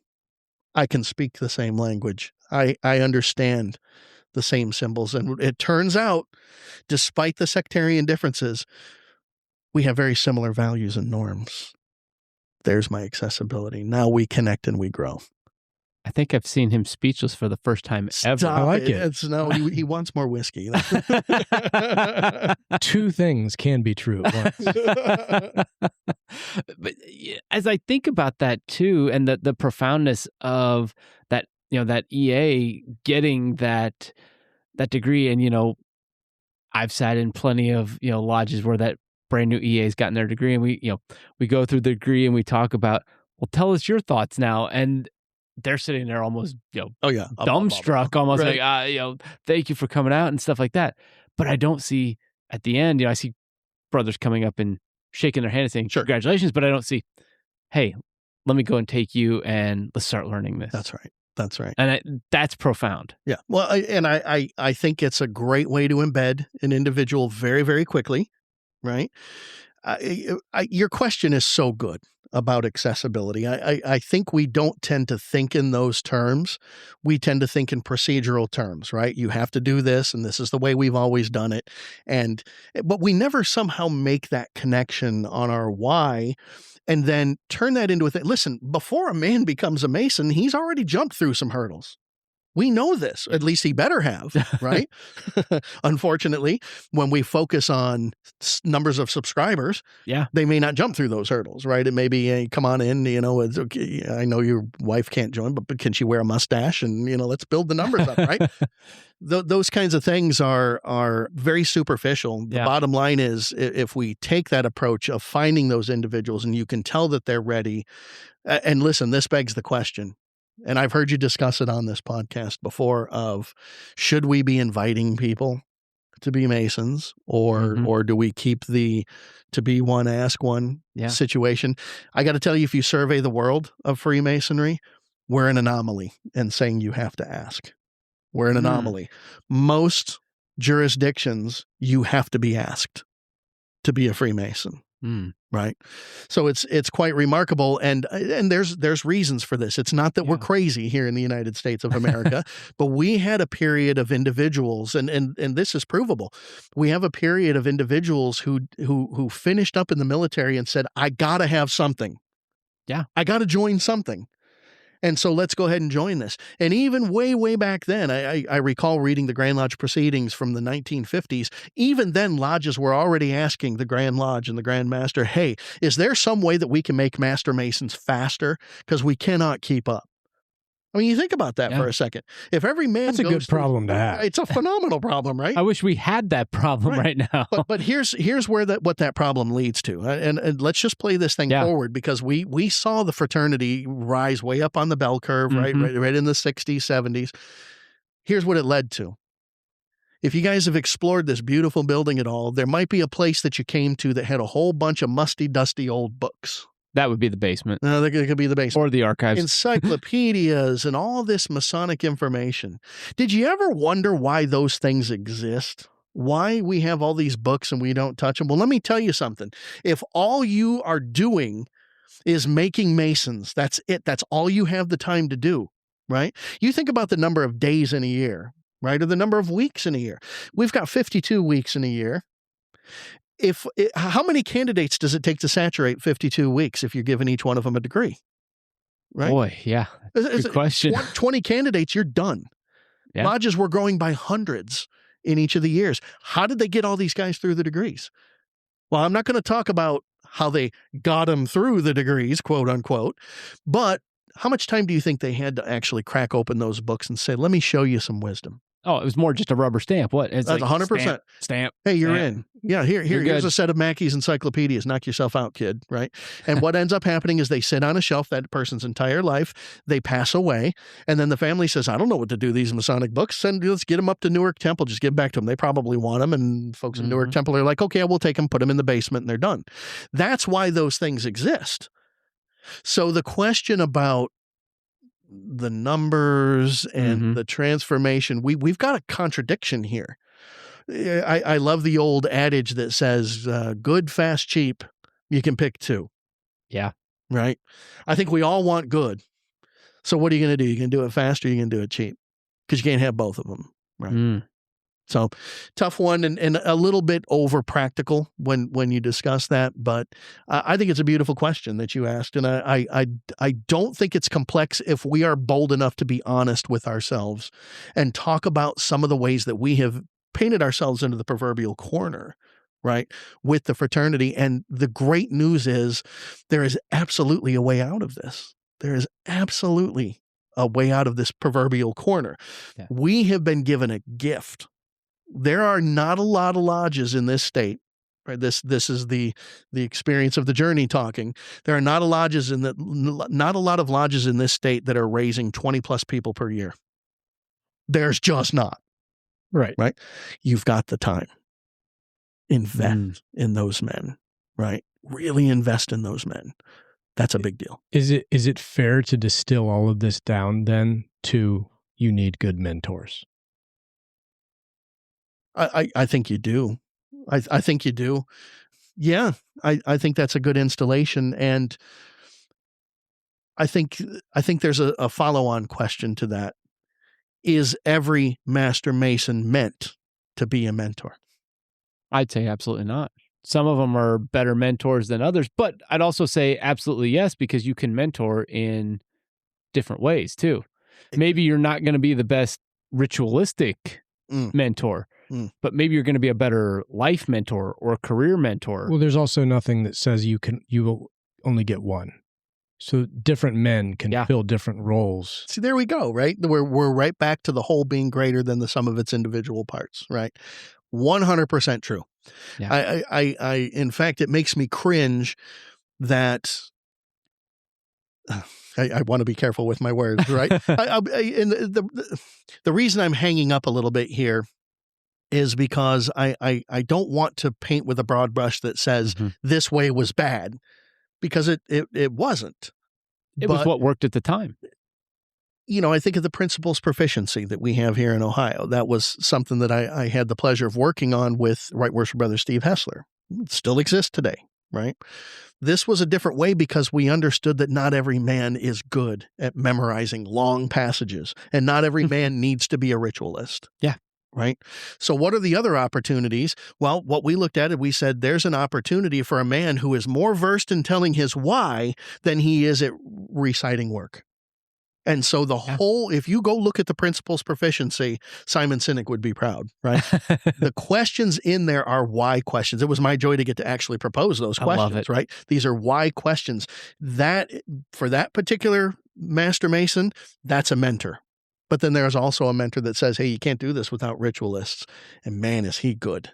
He will teach you how to do ritual with feeling, memorization techniques, all these different, but you look like I'm calling you out the wrong way, right? but you know, you're right. Having multiple mentors is okay. And look, if you happen to be that unicorn and you can do it all, hey man, fantastic, right? Yeah. Welcome to the Royal Schofield Society. That was a little plug, right? But no, I think that's a very, I think it's a great observation that you made, in that, and you said it very crisply. There's nothing. I think you said that there's no rule that says it has to be one. I forget which one of you said that. That's absolutely probably him, right? So that takes us back to the question: is every Master Mason meant to be a mentor? I would argue that in some way, he is. That's absolutely our job. Yeah, I think in a way, everybody is a mentor for something. That's right. Absolutely. I see that at work all the time. I see that, having worked in higher education before this, whether you're mentoring them for their career or you're mentoring them just for life. Absolutely.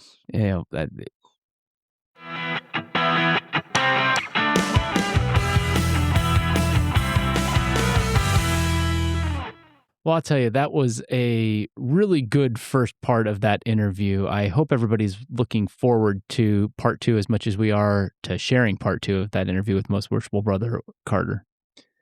Yeah, and I'm already eager for him to come back. I hope he is willing to make good on that and come visit us again. Oh, I have a feeling he's going to make more than good on that and come and visit us multiple times. He was really great to have in the studio, and it was just an honor to have him down here. And like I said, we can't wait for you to hear part 2 as well. But for now, that's going to do it for us here at Beyond the Door. We hope you really enjoyed this episode, and we're looking forward to connecting with you each and every month. Please help us grow our audience by subscribing to us on your podcast app of choice, as well as sharing this podcast with your brothers, your friends, and your family. Did you enjoy this episode? Please leave us your feedback on that podcatcher of your choice. Again, we only want the good reviews, right? I don't know that we're going to get many of those, but we'll take them. We'll take whatever we can get at this point. Do you want to get in touch with us? Newark 97 is on Facebook, Instagram, and Twitter.